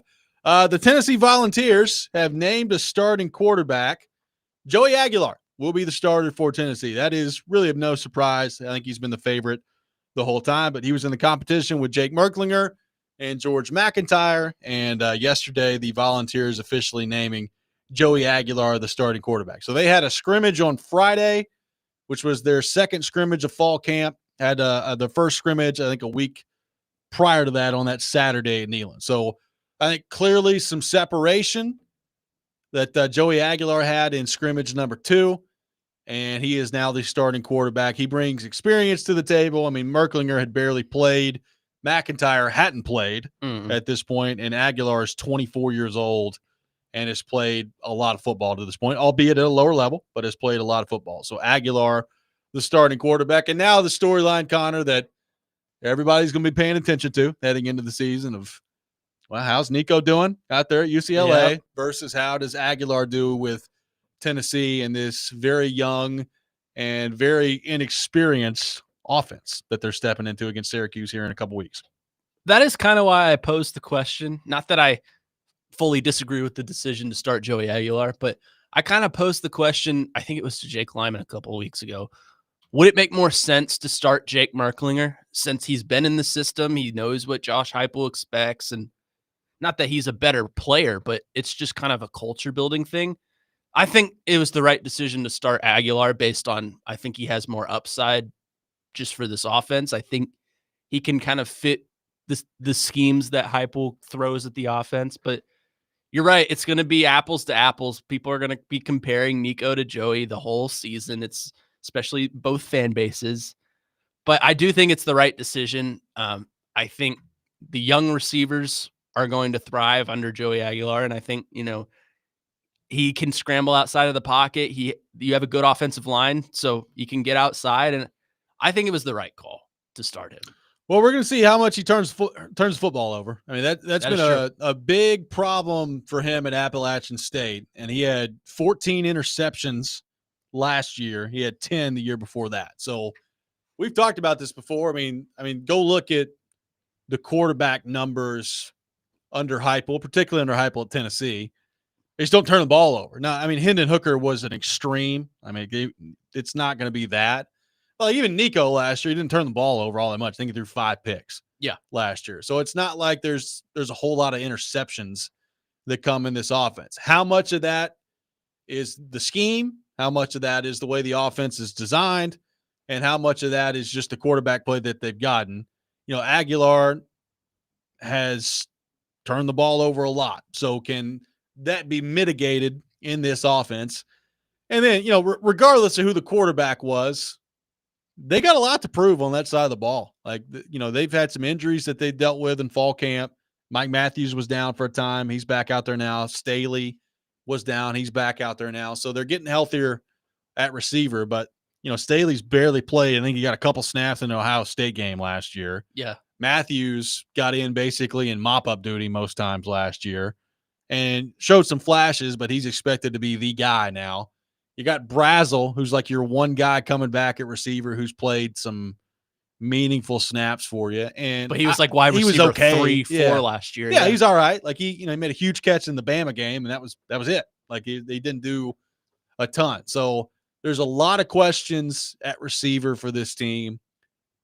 I've kind of tabbed Aguilar to be the guy the whole time, and we'll see how it goes. Like from a talent standpoint, again, you're gonna look at their games, and my guess is Tennessee is going to be favored to win 9 games this year. They're gonna be the favorite in 9 of their 12.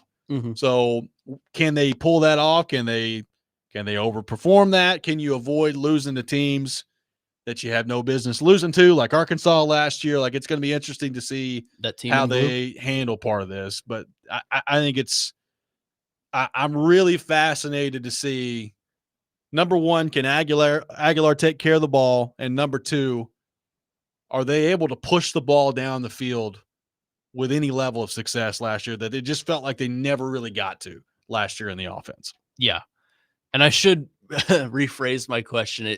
I do think the offensive line is kind of a question mark for the offense. Well, they clearly feel really good about it. Yeah. Like I think it's very talented. It is inexperienced in spots. I mean, they got a 5-star coming in that's going to play right tackle, and David Sanders. Lance Hurd did not have a good year for them last year at left tackle. Apparently, he has had a very good camp to this point. Mhm. So they've got some ability there. Those 5 guys coming together, staying healthy, all those things, what's that going to look like? But I think they feel good about what it can be. There's just not a whole lot of I'm thinking about significant contributors on offense. Deshaun Bishop at running back, played a lot last year behind Sampson. He's there this year. He's going to play a lot. Peyton Lewis played some. But other than that, there's not a whole lot of I think the one room on offense that you feel really good about is tight end. They got Miles Kitselman there. They got Ethan Davis there, who they really like. They feel pretty good about where they're at tight end. And really everything other than that is a pretty big question mark heading into this year. Yeah. And I think that's kind of the case for the entire program this season. Once the Nico situation went down, you didn't know how things were going to shake out. And, you had a lot of receivers leave and not much was done in the portal to equate for the loss of receivers. You got some offensive question marks, but as far as the quarterback situation, I think you made the right choice of the 3. McIntyre is a true freshman. I would never start a true freshman unless he was just an absolute superstar. Merklinger, I think, has the most experience in that system, but I don't think he has the skills and abilities that Aguilar has. And he probably won't be here a year from now, if we're being honest. Yeah. I've said this before. There's no way to me that in a year from now, Merklinger, McIntyre, and Faison Brandon are all going to be there. Oh, I bet 2 of the 3 are gone. It's at least 1, maybe 2 could be gone. So, that's the name of the game in today's college football. So, look, just because Aguilar's starting doesn't mean that Merklinger is not going to play at some point this year. But I'm really interested to see. Their schedule early. You got Syracuse, and Syracuse is not a juggernaut, right? Syracuse is a decent team that Tennessee is more talented than. I think last time I looked, Tennessee's close to a 2-touchdown favorite in that game. So, they should beat Syracuse in a neutral site game. Georgia's week 3, right? They got Georgia early. And can Aguilar step into that offense and be ready to go and firing on all cylinders early enough in the schedule? We'll see. Yeah. It'll be fun. I can't wait for college football, man. Well, we get some Saturday. Yeah, Farmageddon. Week 0. Farmageddon. Yeah. And then probably Hawaii playing someone at 11 o'clock at night. Play. I think Hawaii does play. It is Hawaii and Stanford, which you can check out on Saturday at 6:30 our time. Wow, 6:30. I know. That's early. Remember when Vanderbilt opened the season up over there, and I was like, wow, it's 11 o'clock at night. Yeah. They're playing football. Awesome. Get us a weather delay out there. That'd be great. That'd be real That was nice. a couple of years ago. Mike Wright was the quarterback. Yeah, and ran all over him in that game. But yeah, Iowa State, Kansas State coming up. Going to be good stuff on Saturday as week 0 begins. We'll have the Rob Rant coming up next. Cory Curtis from News 2 will be with us at 8 o'clock. We'll get his thoughts on all things Tennessee Titans as well. All that ahead. Robby and Rexrode, 102.5 The Game.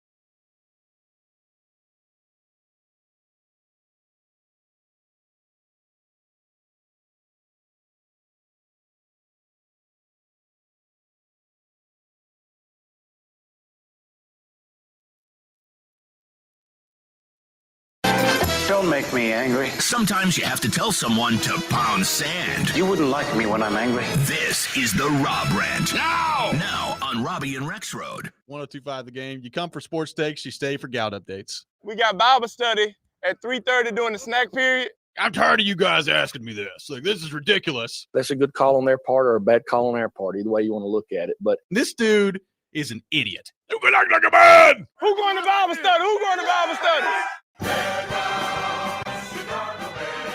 It is that time of the day.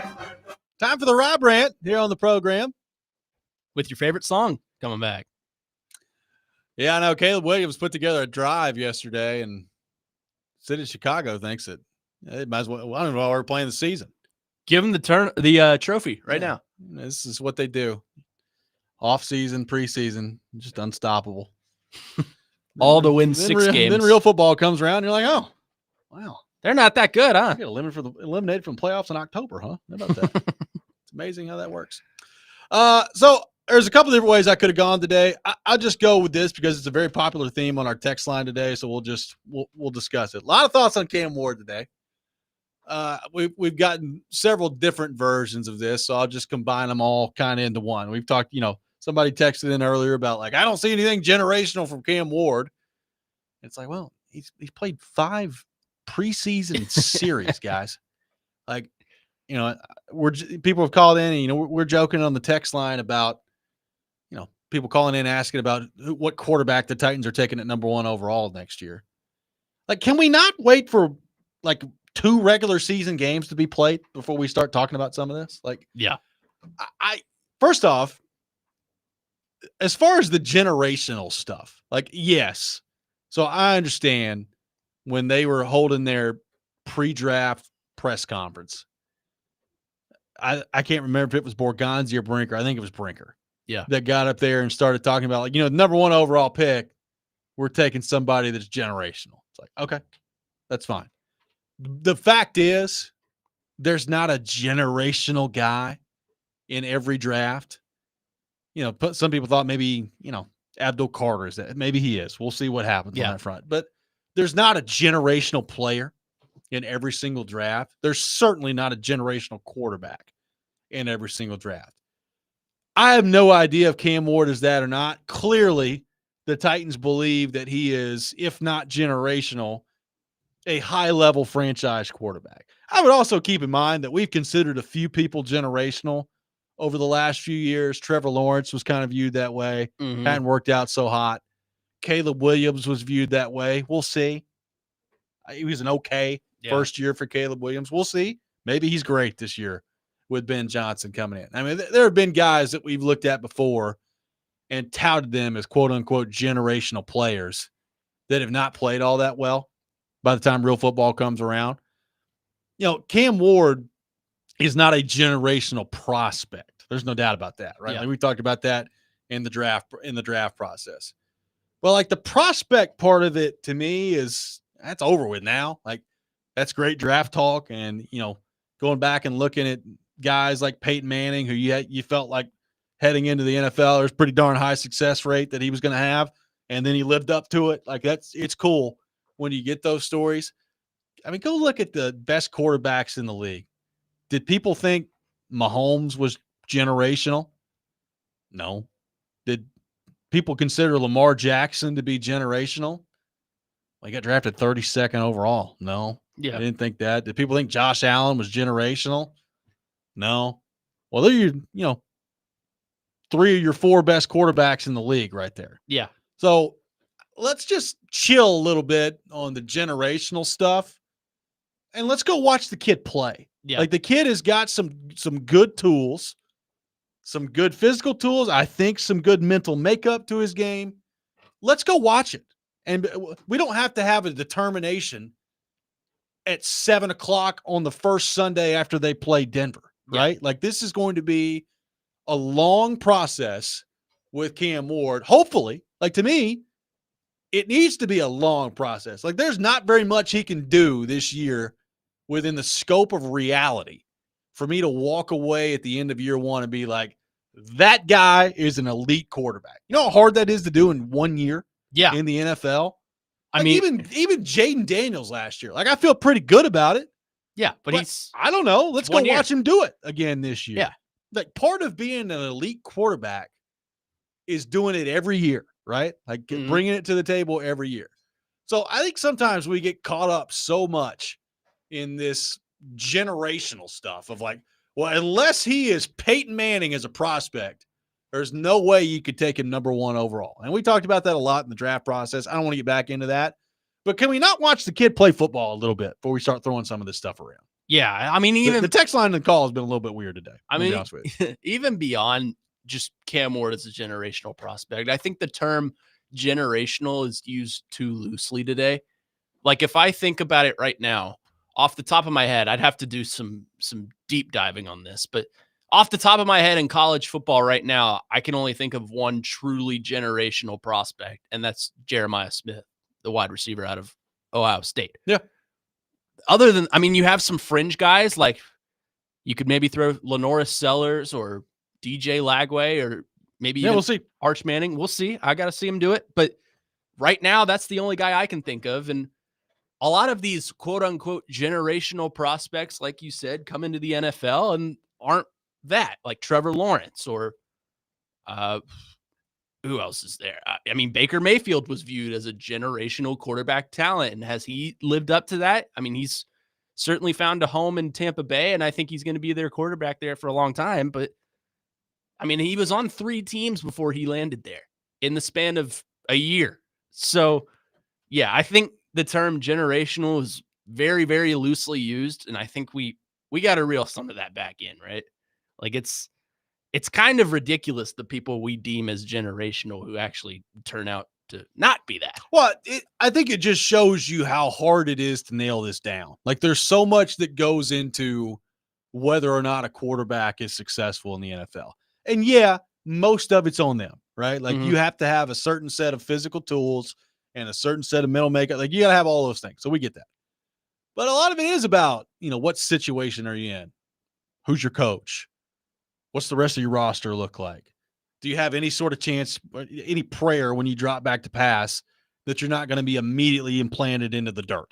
Like there's a lot of things that go into this. So like, look, Trevor Lawrence, if you would have told me when Trevor Lawrence got drafted that it would have been that it was as average to below average at times that it's been with him to this point in his career, I would have said you were nuts. Yeah. Like I mean, that guy won a national championship. Well, yeah, like when he came in, like everything you want, like from the physical makeup of him, the ability to make every throw on the field, what I thought, the approach, heading, like there's so much to like about him as a prospect.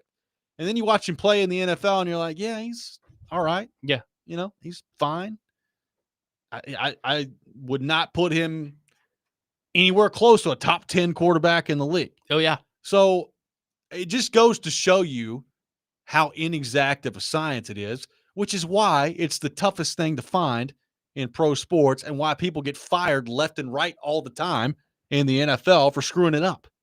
Like that's what it is in the NFL. Like it's a really difficult thing to find. So like to sit here and act like I know whether or not Cam Ward is going to be a franchise quarterback or that whether or not Cam Ward is going to be a franchise quarterback. The Titans don't know. Nobody knows. Let's just go watch the kid play. Let's do that. Yeah. I mean, we come up with all these declarations. There are guys we think we know. Like when Joe Burrow came into the Bengals, we had a pretty good idea he was going to be their franchise quarterback for a long time, but there's still some doubt. So there's obviously more so with Cam Ward just because we don't really know what he is yet. But I think you're right. Let's can the term generational for Cam Ward for a little bit until we see what he actually does. 615-737-1025, our phone number. I'd tell you somebody who is generational.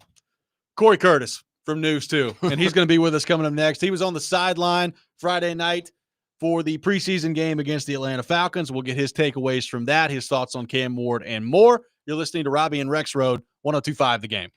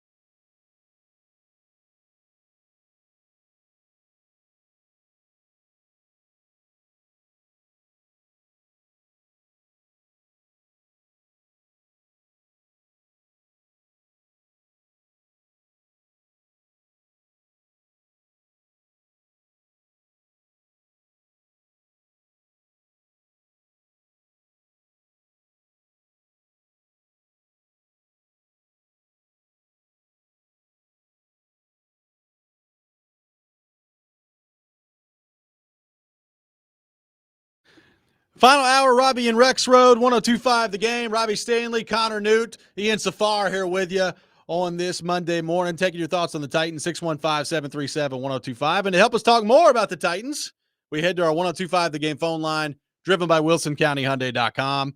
And welcome in our friend Cory Curtis from News 2, brought to you by Tennessee Men's Clinic. Cory on the sideline this past Friday night as the Titans took on the Atlanta Falcons. Cory, good morning. How are you? I am delightful, sir. How are you today? I am doing outstanding. I appreciate you taking time to be with us this morning. Cory, your impressions for Cam Ward in preseason game number 2. The stat line's not great. I'm talking about a 2 of 7 performance, but overall, what did you make of the way that he played? You know, I still think he's processing relatively well. I'm very excited that in 2 games he has not thrown an interception or been sacked. That's no catastrophic plays in 2 games is a low bar, but it's a bar that I'm glad to see that they are meeting. You'd like to see a few more plays down the field. If Van Jefferson comes up with the one ball, this game looks wildly different. But also, on the negative side, you're playing against the Falcons backups. Yeah. And I know you don't have Ridley or Lockett, but you'd like to see some points on the board.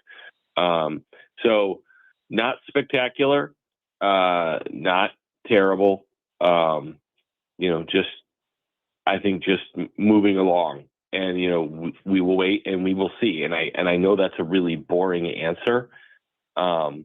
But I think it's kind of where we're at. You don't see anything alarming, and you don't see anything that says, oh, wow, they're going to score 40 points a game. You certainly don't see that either. But, Cam is a rookie, and there's going to be rookie moments, and then you're going to have wow moments where you see, that's a big time throw. I think the most exciting I see is an offensive line that continues to protect the quarterback. Yeah, for sure. And, when we're not talking about the offensive line in a negative way, I mean, it's a total 180 from the way things have gone around here. I will say, Cory, my heart skipped a beat when I saw Dan Moore limping off the field the other night. So good to know he's okay. Yeah, that was, gosh, I mean, the Chargers just gave Slater all that money, and then he gets hurt, and your plans can really unravel in a hurry, and that would unravel things, because I know they think their depth is better than it was at that position, but I don't think anybody wants to test that. No. Cory, Gunnar Helm, rookie tight end, had a great catch, great touchdown catch. Granted, it was from Brandon Allen and against backups, but great touchdown catch in double coverage to get the touchdown. How long do you think it is before he's the starting tight end? Because I think it's imminent. Well, I mean, I don't know if we'll call it starting tight end. I think we'll see 2 tight ends, splitting and playing a lot. I think, the catch is a great catch, because regardless if they're backups or not, he's got 2 guys draped all over him. Yeah. And one guy's even got his hand over his eyes, and he still comes down with the football. Some guys have catch radius. Some guys use their catch radius. And I think that's what I really like about Gunnar Helm, is you see that catch radius show up. I've seen it on the practice field. I've seen it on the game field. Josh Wiley is 6'6", 6'7", and I can't say that I've seen that catch radius show up, which is why we're talking about Gunnar Helm as, tight end 1A. I think he and Chig are wildly different and can give the team different things. So I think that they both can certainly contribute. I think they're getting what they expected from Helm in the passing game. What they're getting that they didn't expect is, I think he's a far better blocker than they expected. And, that gets him on the field a lot more. And also, it kind of helps you hide what you're going to do if, you can put him on the field in any situation. So, Cory, Cedric Gray, really good the other night in that game. What did you make of the way? Genius in that one. You did. What did you make of the way that he played? And I guess, what do you make of that room overall that I will admit I looked at on paper heading into camp, and I was like, okay, James Williams, Cedric Gray, Cody Barton, that could be pretty bad. And I think they might be a little bit better than maybe I gave them credit for heading into camp.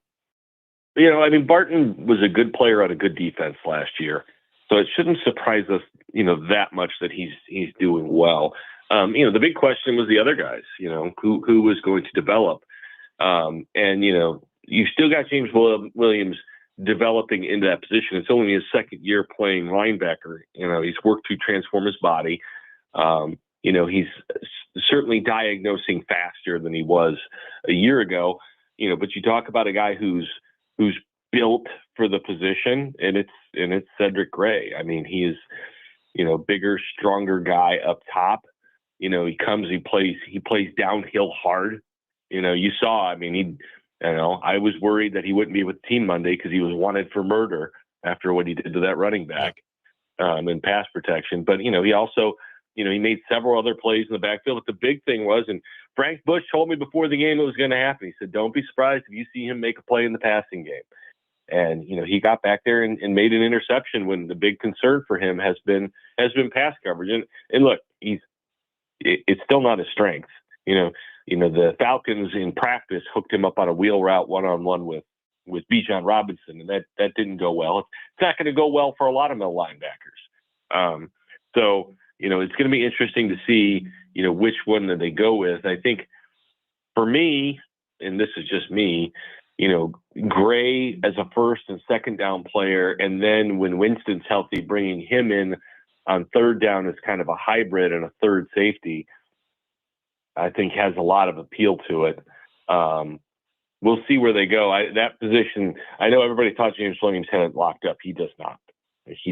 And I think that was made clear Saturday night. And I think there's a lot more people thinking like I am that Cedric Gray could start.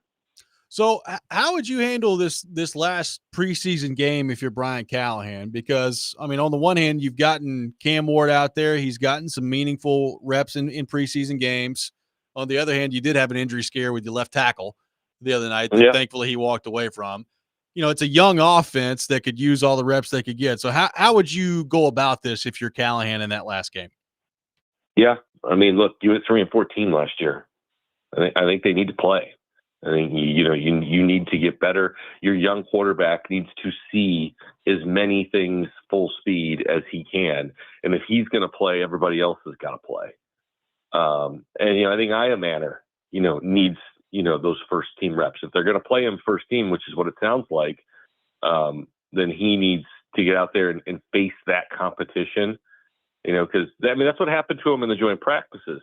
He went out there on day one against AJ Terrell and, it didn't go well, but it was also a wake up call for him about, this is what it is. These are the guys you're going to face. And, you've got to step up and you've got to be better. And there's only one way to do that, and that's to go against it. And so I think they've got to play. I mean, I understand the injury concerns, those are always there, but I will always say you can't hide from injuries. They're going to come for you or they're not. And I'm going to say something I probably shouldn't say. I feel like the injury situation's a lot better here in year two. I mean, I don't feel like we're talking about near as much as we were the past 5-6 years. I mean, that near the soft tissue stuff. I mean, Winston's got the soft tissue stuff, but that's coming back from an ACL. That's kind of to be expected some. But otherwise, the team's gotten through a lot of it pretty well.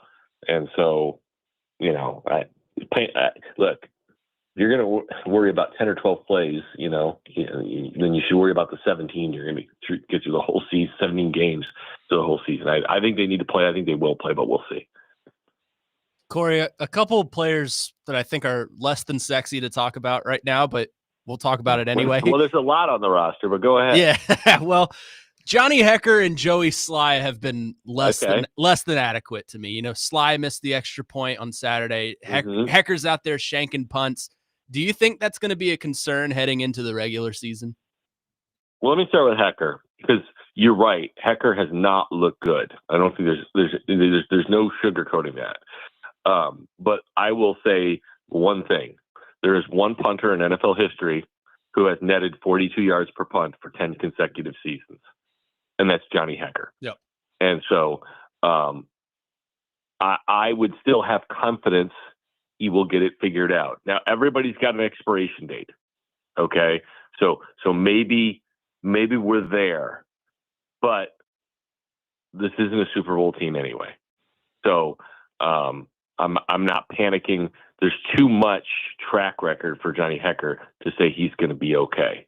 So that's where I would be with Johnny Hekker, number one. Number two, Joey Sly. Joey Sly had a very good camp, and then there was a day before they left town where he had a shakier day. And he has not been perfect. He needs to be better in the shorter range. Because what they love about him is that 60 yards.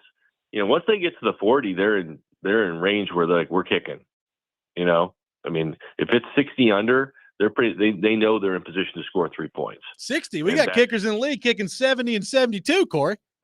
I watched him hit from 59 with ease in Atlanta. I mean, he hit from 59 and there was at least 10 yards on it after that. So, but I'm just saying, I think there's a confidence level from 59 in that there's an expectation. It's not a 50-50. They think it's higher than that, to score 3 points from there where they don't hesitate, about field position. They're going to go take, in their view, take the points. But he's got to be more consistent. There's a reason he was available, right? Yep. If he was, automatic, he'd still be in a uniform, but he's on his third, fourth team here. He's doing who? The Panthers, the Patriots. Not sure who else. Pulling that up right now. Washington first stint as well. Yes. Yeah, he's been around for a while, and if he's not kicking, he's in the weight room. He's strong enough, and he's in shape. Corey, last thing for you here. You planning the parade after Caleb Williams led a preseason drive? No, I'm not planning a parade, but I was really excited to see how he played. I mean, not just it wasn't that they scored 7 points. I don't know about what. Did you watch it? I did. Yes. Yeah. I got the ball out. Yes, that was what I was exactly most excited about. The ball came out quickly and accurately. It was quick and it was accurate. And if he can play like that, he's got weapons. Luther Burden is. He had a nice night last night. But the fact that Caleb got it out shows he's learning and shows he's coachable with a coach who's shown he can coach, and I always say it's a players league, but coaching does matter. And last year he needed better coaching than he got. And you saw that. And so, that I don't deem it all fixed, but he is too talented to not be a good player in this league. But you can't take catastrophic plays, and his catastrophic play rate last year was, I think, upwards of 12.5% because he took 68 sacks. Yeah. That's just, I mean, I don't care how bad your pass protection is. You can't take 68 sacks. It used to drive me nuts, as a Bears fan when they would play the 49ers and I would see, Joe Montana just dirt the ball or just drop to the ground to take a 3-yard sack when we're trying to just knock his head off. But that's how you win in this league at that position. And it's why I bring up the Cam Ward situation. He has 0 catastrophic plays in 2 games. 0. His catastrophic play rate in 2 games is 0%.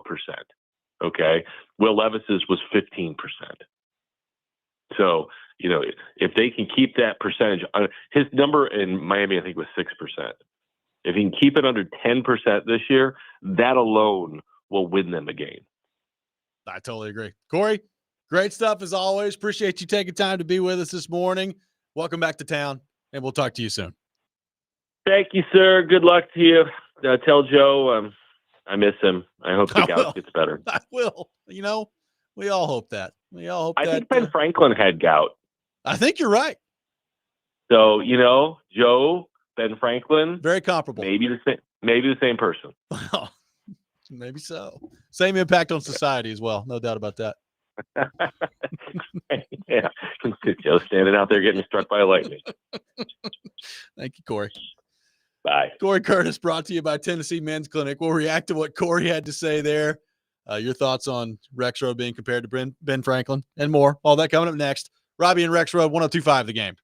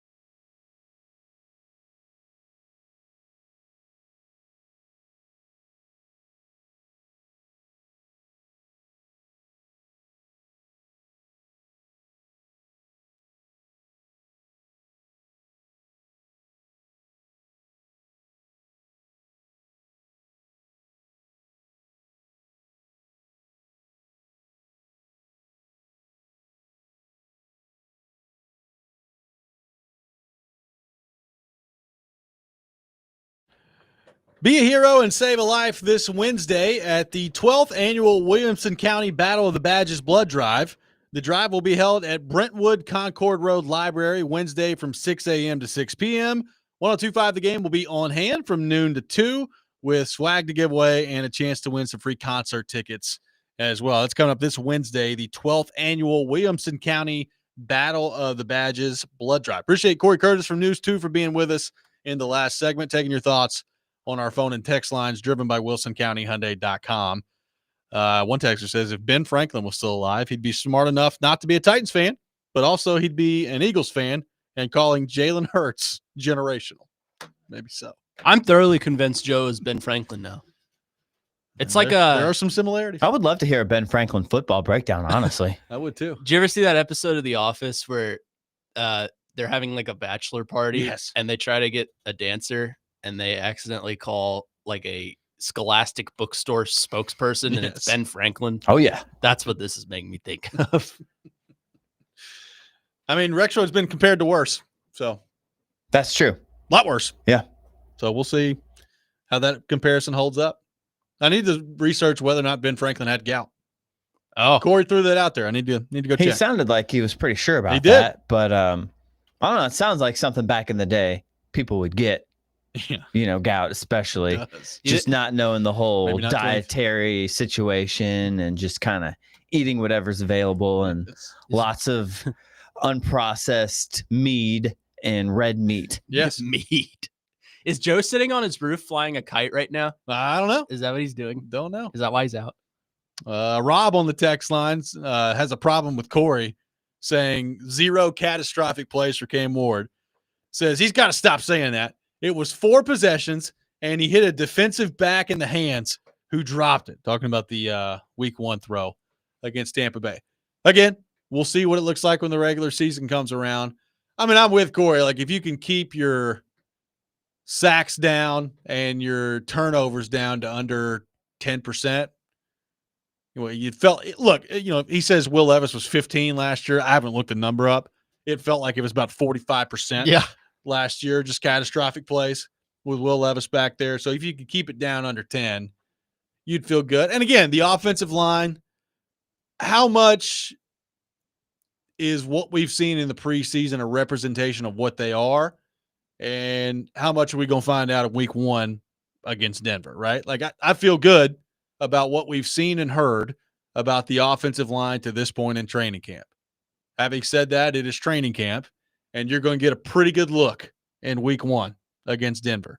And then you're going to get another pretty good look in week 2 against LA. So how do you hold up if you're that offensive line? And is the pocket consistently clean for Cam Ward to sit back there and deliver the football? It's got to be. And they got to stay healthy as well. I mean, I lost my breath for a second when Dan Moore went out with an injury. He was limping off the field. I was like, oh, that's not good. No. But they got to stay healthy because you don't have depth outside of that. I mean, Jackson Slater. Jalen Duncan out there. Jalen Duncan? Yeah. Oh, my God. Is he going to make the roster? I think so. Man. I think he's going to make it. That We'll see. tells you a lot about this roster. But, I mean, you have Corey Levin is solid, I guess. Jackson Slater's a rookie, but apparently they can plug him in anywhere and he'll be just fine. Outside of that, you got nothing. So, like Cam Ward, you better hope none of them go down, because if you lose a piece on that offensive line, which has been reportedly solid, then we're going to have some problems. It's going to be messy. Chris in Nashville asking if we think the Van Jefferson play on Friday was a drop. Yes, I think it was a drop. Do I think it was like the most egregious drop of all time that some Titans fans are making it out to be? No. Like, I think Brian Callahan summed it up well, and he called it probably would have been a tough catch. It's a catch you want your NFL wide receiver to come down with. I mean, it's definitely – somebody asked about Calvin Ridley earlier. I mean, it would definitely be a catch that I would expect Calvin Ridley to make. I mean, Like, he he's would gotta- have to he's gotta pull the adjust ball to in. make it. Yeah. But Like, I think there's probably – in the discourse of all of this, there's probably been way too much acting like Cam Ward dropped it perfectly in a bucket. It was a good throw. Like, I'm not trying to say it was a bad throw. It was a good throw. You want your receiver to come down with it. It was not a perfect throw, right? Like, it was a little far out there, and you'd like to see Van Jefferson make the catch. So, yes, I mean, I would consider it a drop. My standard for drop in the NFL is pretty high. Like, if you get your hands on it, you most times find a way to come down with the ball, unless you're just getting blasted out there. Yeah. Yeah. Yeah, I mean, he would have to adjust to make that catch, but it's not like Cam Ward used the force or something and, dropped it 2 inches in front of him. It was a good throw, but even Calvin Ridley would probably have to adjust. And I would like to think Calvin Ridley would adjust and take it all the way home. But yeah, I think it is a little bit overblown. That said, Van Jefferson is kind of known for these drops. Well, Van Jefferson, I said earlier in the show, he's like a fifth receiver, right? Like that's what he is. And it's what he's been for a while now. So, is he going to make the team? Probably.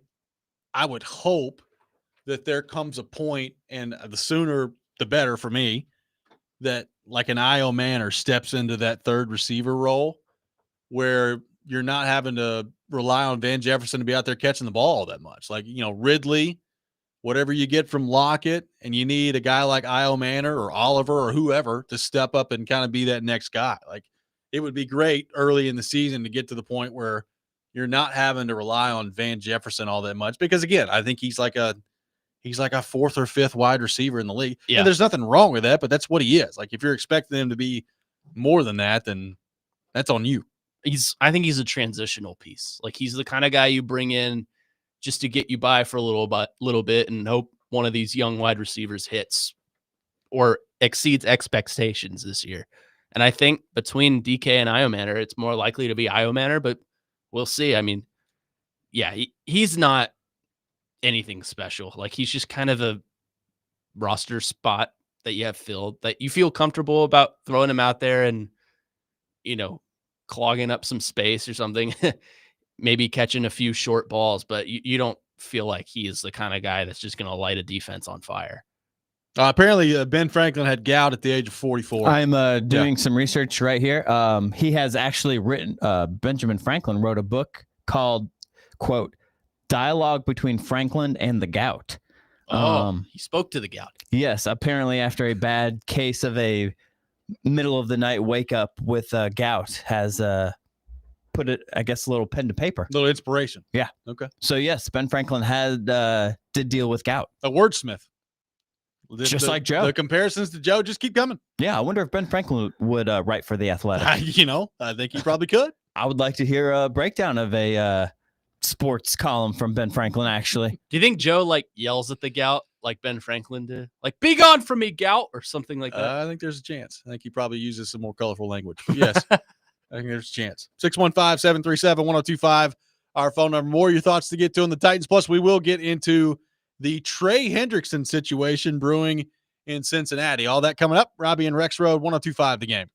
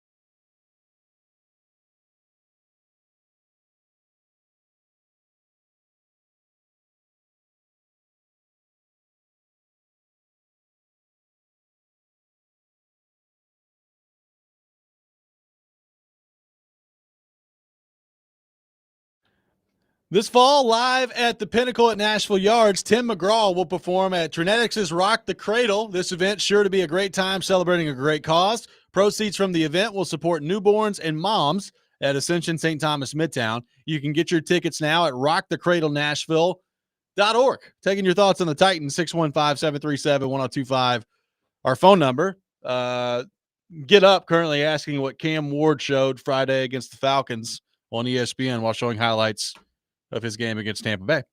So brilliant. We'll see. Great production. See how things go on that front. I'm looking at just the response today from Titans fans. And again, we're talking about, I think in totality, a 3 series against Atlanta, 2 against Tampa Bay. So it's 5 series that we've seen from Cam Ward to this point against backups for the most part. And, they had the 1 touchdown drive against Tampa where he made some big throws on that drive, specifically to Ridley. Yeah. And they got down the field and Pollard finished it off. It looked like they were about to just march right down the field on the first drive the other night. He had the big play to Io Manor for 35, and then that drive ended up stalling after that.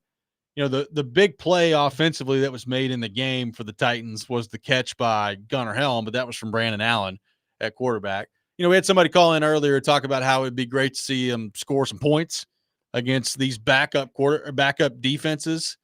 And I agree. I still I'm less concerned about the points that they're scoring in the preseason game. And I'm more looking at Ward specifically. Like, how does he look? Does he look like he's comfortable back there? Is he putting the ball where he needs to put it? I think mostly the answer has been yes, although, we read a piece from paulkuharski.com earlier that Blake Bedingfield talked about the footwork. And Orlovsky has talked about that when looking at Cam Ward tape. We talked about that in the draft process of just looking at his footwork, and it's inconsistent. One play it's really good, and then it gets away from him, and his footwork is all over the place after that. So that is going to be something, like, if you're into the weeds of it, as the regular season goes, like, does he get better at that? And does Brian Callahan, who, again, I've talked about, got to show you something. Like, he's worked with quarterbacks.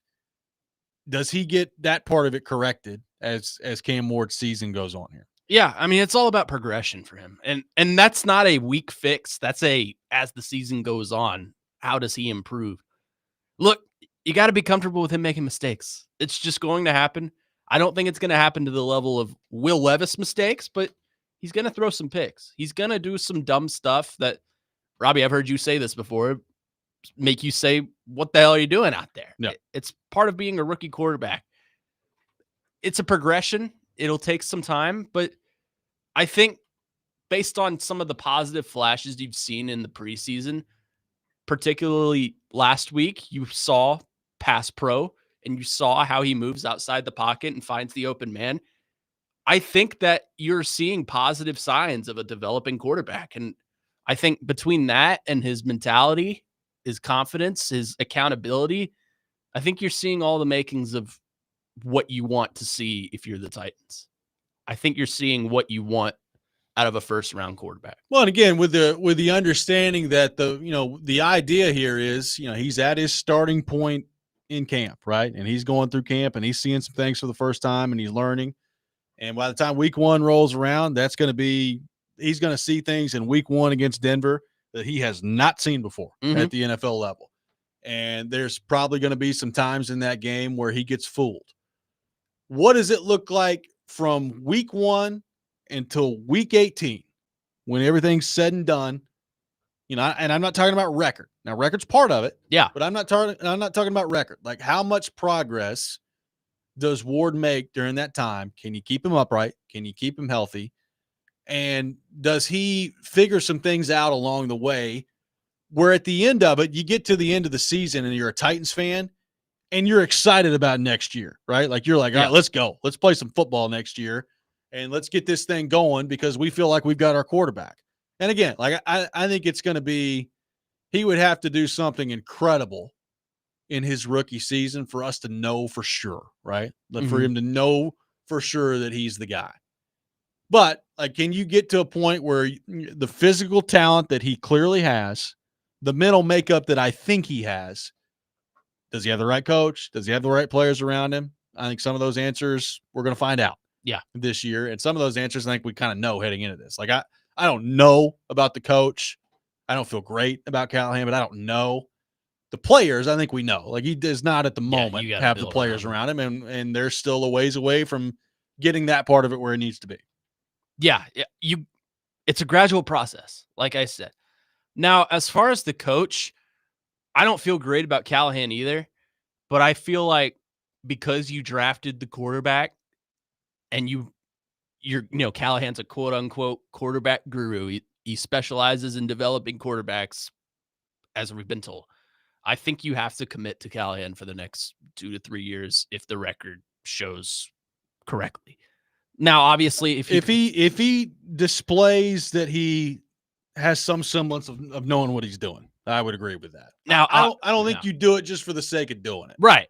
Now, obviously, if he goes out and wins one game in the first 6 weeks, then he's probably getting fired in the middle of the season. But if you go out there and you win 5, 6, 7 games and Cam Ward looks good, then I think you win yourself another year. And then I think we start to say, all right, if he doesn't take the next step and win 10 games this season, then we can probably do something about it. But I think this year especially is about the relationship between quarterback and coach. And I think you got to find that balance. And if things go wrong, then unfortunately, I think the coach is going to get blamed because they're not going to throw the first overall pick quarterback under the bus in his first year. Oh, I said he'll be the last one to get blamed this year. Yeah. Yeah. I mean, he will be the last one to get blamed. Callahan will be the first. And like it or not, I mean, it's life in the big city. That's how it goes in the NFL. Yep. Especially when you're 3-14 your first year. 615-737-1025 is our phone number. 615-737-1025. Coming up next, we'll get into the Trey Hendrickson situation brewing in Cincinnati. The Vols have named a starting quarterback. We'll get your thoughts on all that.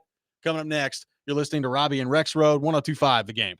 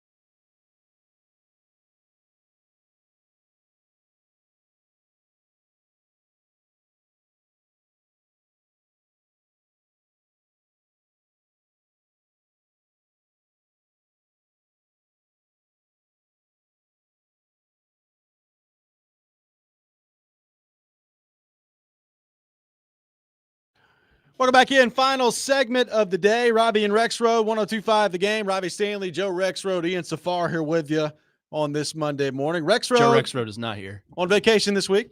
He will be back next week. By the way, speaking of next week, next Monday, we will begin opening up our spots for the Robby and Rexrode Fantasy Football League. We've had a lot of you asking about it. We're navigating through how many spots are going to be open, but we will be opening that up next week, starting a week from today. So keep that in mind out there. For those of you who have been asking, next week we will start that process of filling our league, and we will have the draft coming up at Twin Peaks and Cool Springs. So looking forward to all that. Taking your thoughts, 615-737-1025. Trey Hendrickson and the Cincinnati Bengals apparently at a stalemate to the point where the Bengals are listening in on trade offers for the 30-year-old edge rusher. He leads the NFL in sacks the past 2 years. He had 17 and a half in each of the past 2 years, 2023, 2024. He is 30. He will be 31 coming up in December. We've had some Titans fans weigh in on the Trey Hendrickson situation earlier in the show. I don't think it makes a whole lot of sense for the Titans to entertain that. You'd have to give up the assets to go get him. Then you'd have to pay him a contract at the age of 30, and then he's 31 in December. I don't think you're a Trey Hendrickson away from being a legitimate threat. So by the time that he's 33, 34, is he still the same player? I just think there's a lot about it that would give me pause from the Titans standpoint. But what do you make of the Hendrickson situation as a whole, Joe Burrow and how he's got to be looking at this right now, and Cincinnati, who, I mean, to their credit, held on to Chase, held on to Higgins. They gave Burrow the big deal. But it doesn't look like they're budging on Trey Hendrickson. Are they going to screw up their window here with Burrow leading the way with those other two guys at wide receiver? What do we make of all this? I think it's just a testament to how mismanaged the Cincinnati Bengals organization is. I mean, it's a historically and traditionally cheap organization, not willing to budge on these high contracts. I'm honestly surprised that they paid Burrow the money they paid him, and they paid Chase the money they paid him, and they paid T. Higgins the money they paid him. And honestly, they finally paid Shamar Stewart, the rookie out of Texas A&M, the money that he wanted. So I think they're going to screw this up because they're the Bengals, and they're going to just live in the world of mediocrity for the rest of all time. I mean, we're talking about a franchise that held on to a coach for 10 years because he was subpar.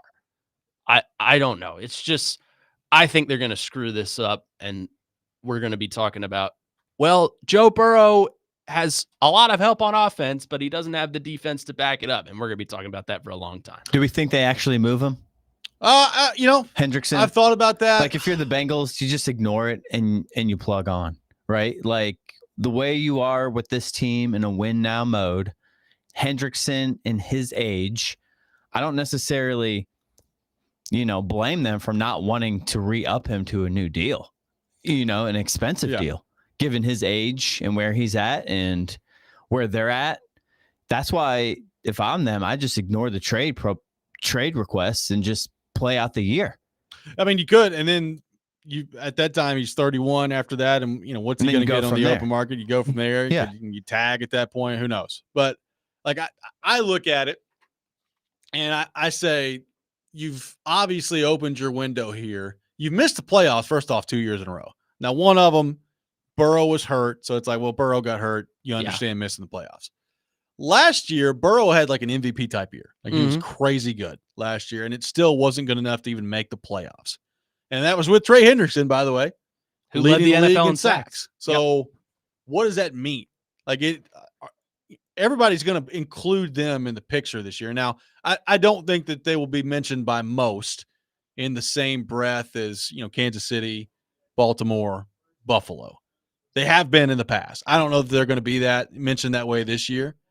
But like if they don't make the playoffs this year, and if they don't make some noise in the playoffs, like they got to the Super Bowl, they took down Patrick Mahomes and the Chiefs on the road in Arrowhead. And it kind of felt like, well, it's going to be Burrow and Mahomes just kind of dealing back and forth with each other for the next few years. And Cincinnati's not been able to get in there with the same sort of consistency. It's amazing to me that we're talking about that team missing the playoffs last year with the roster that they've got.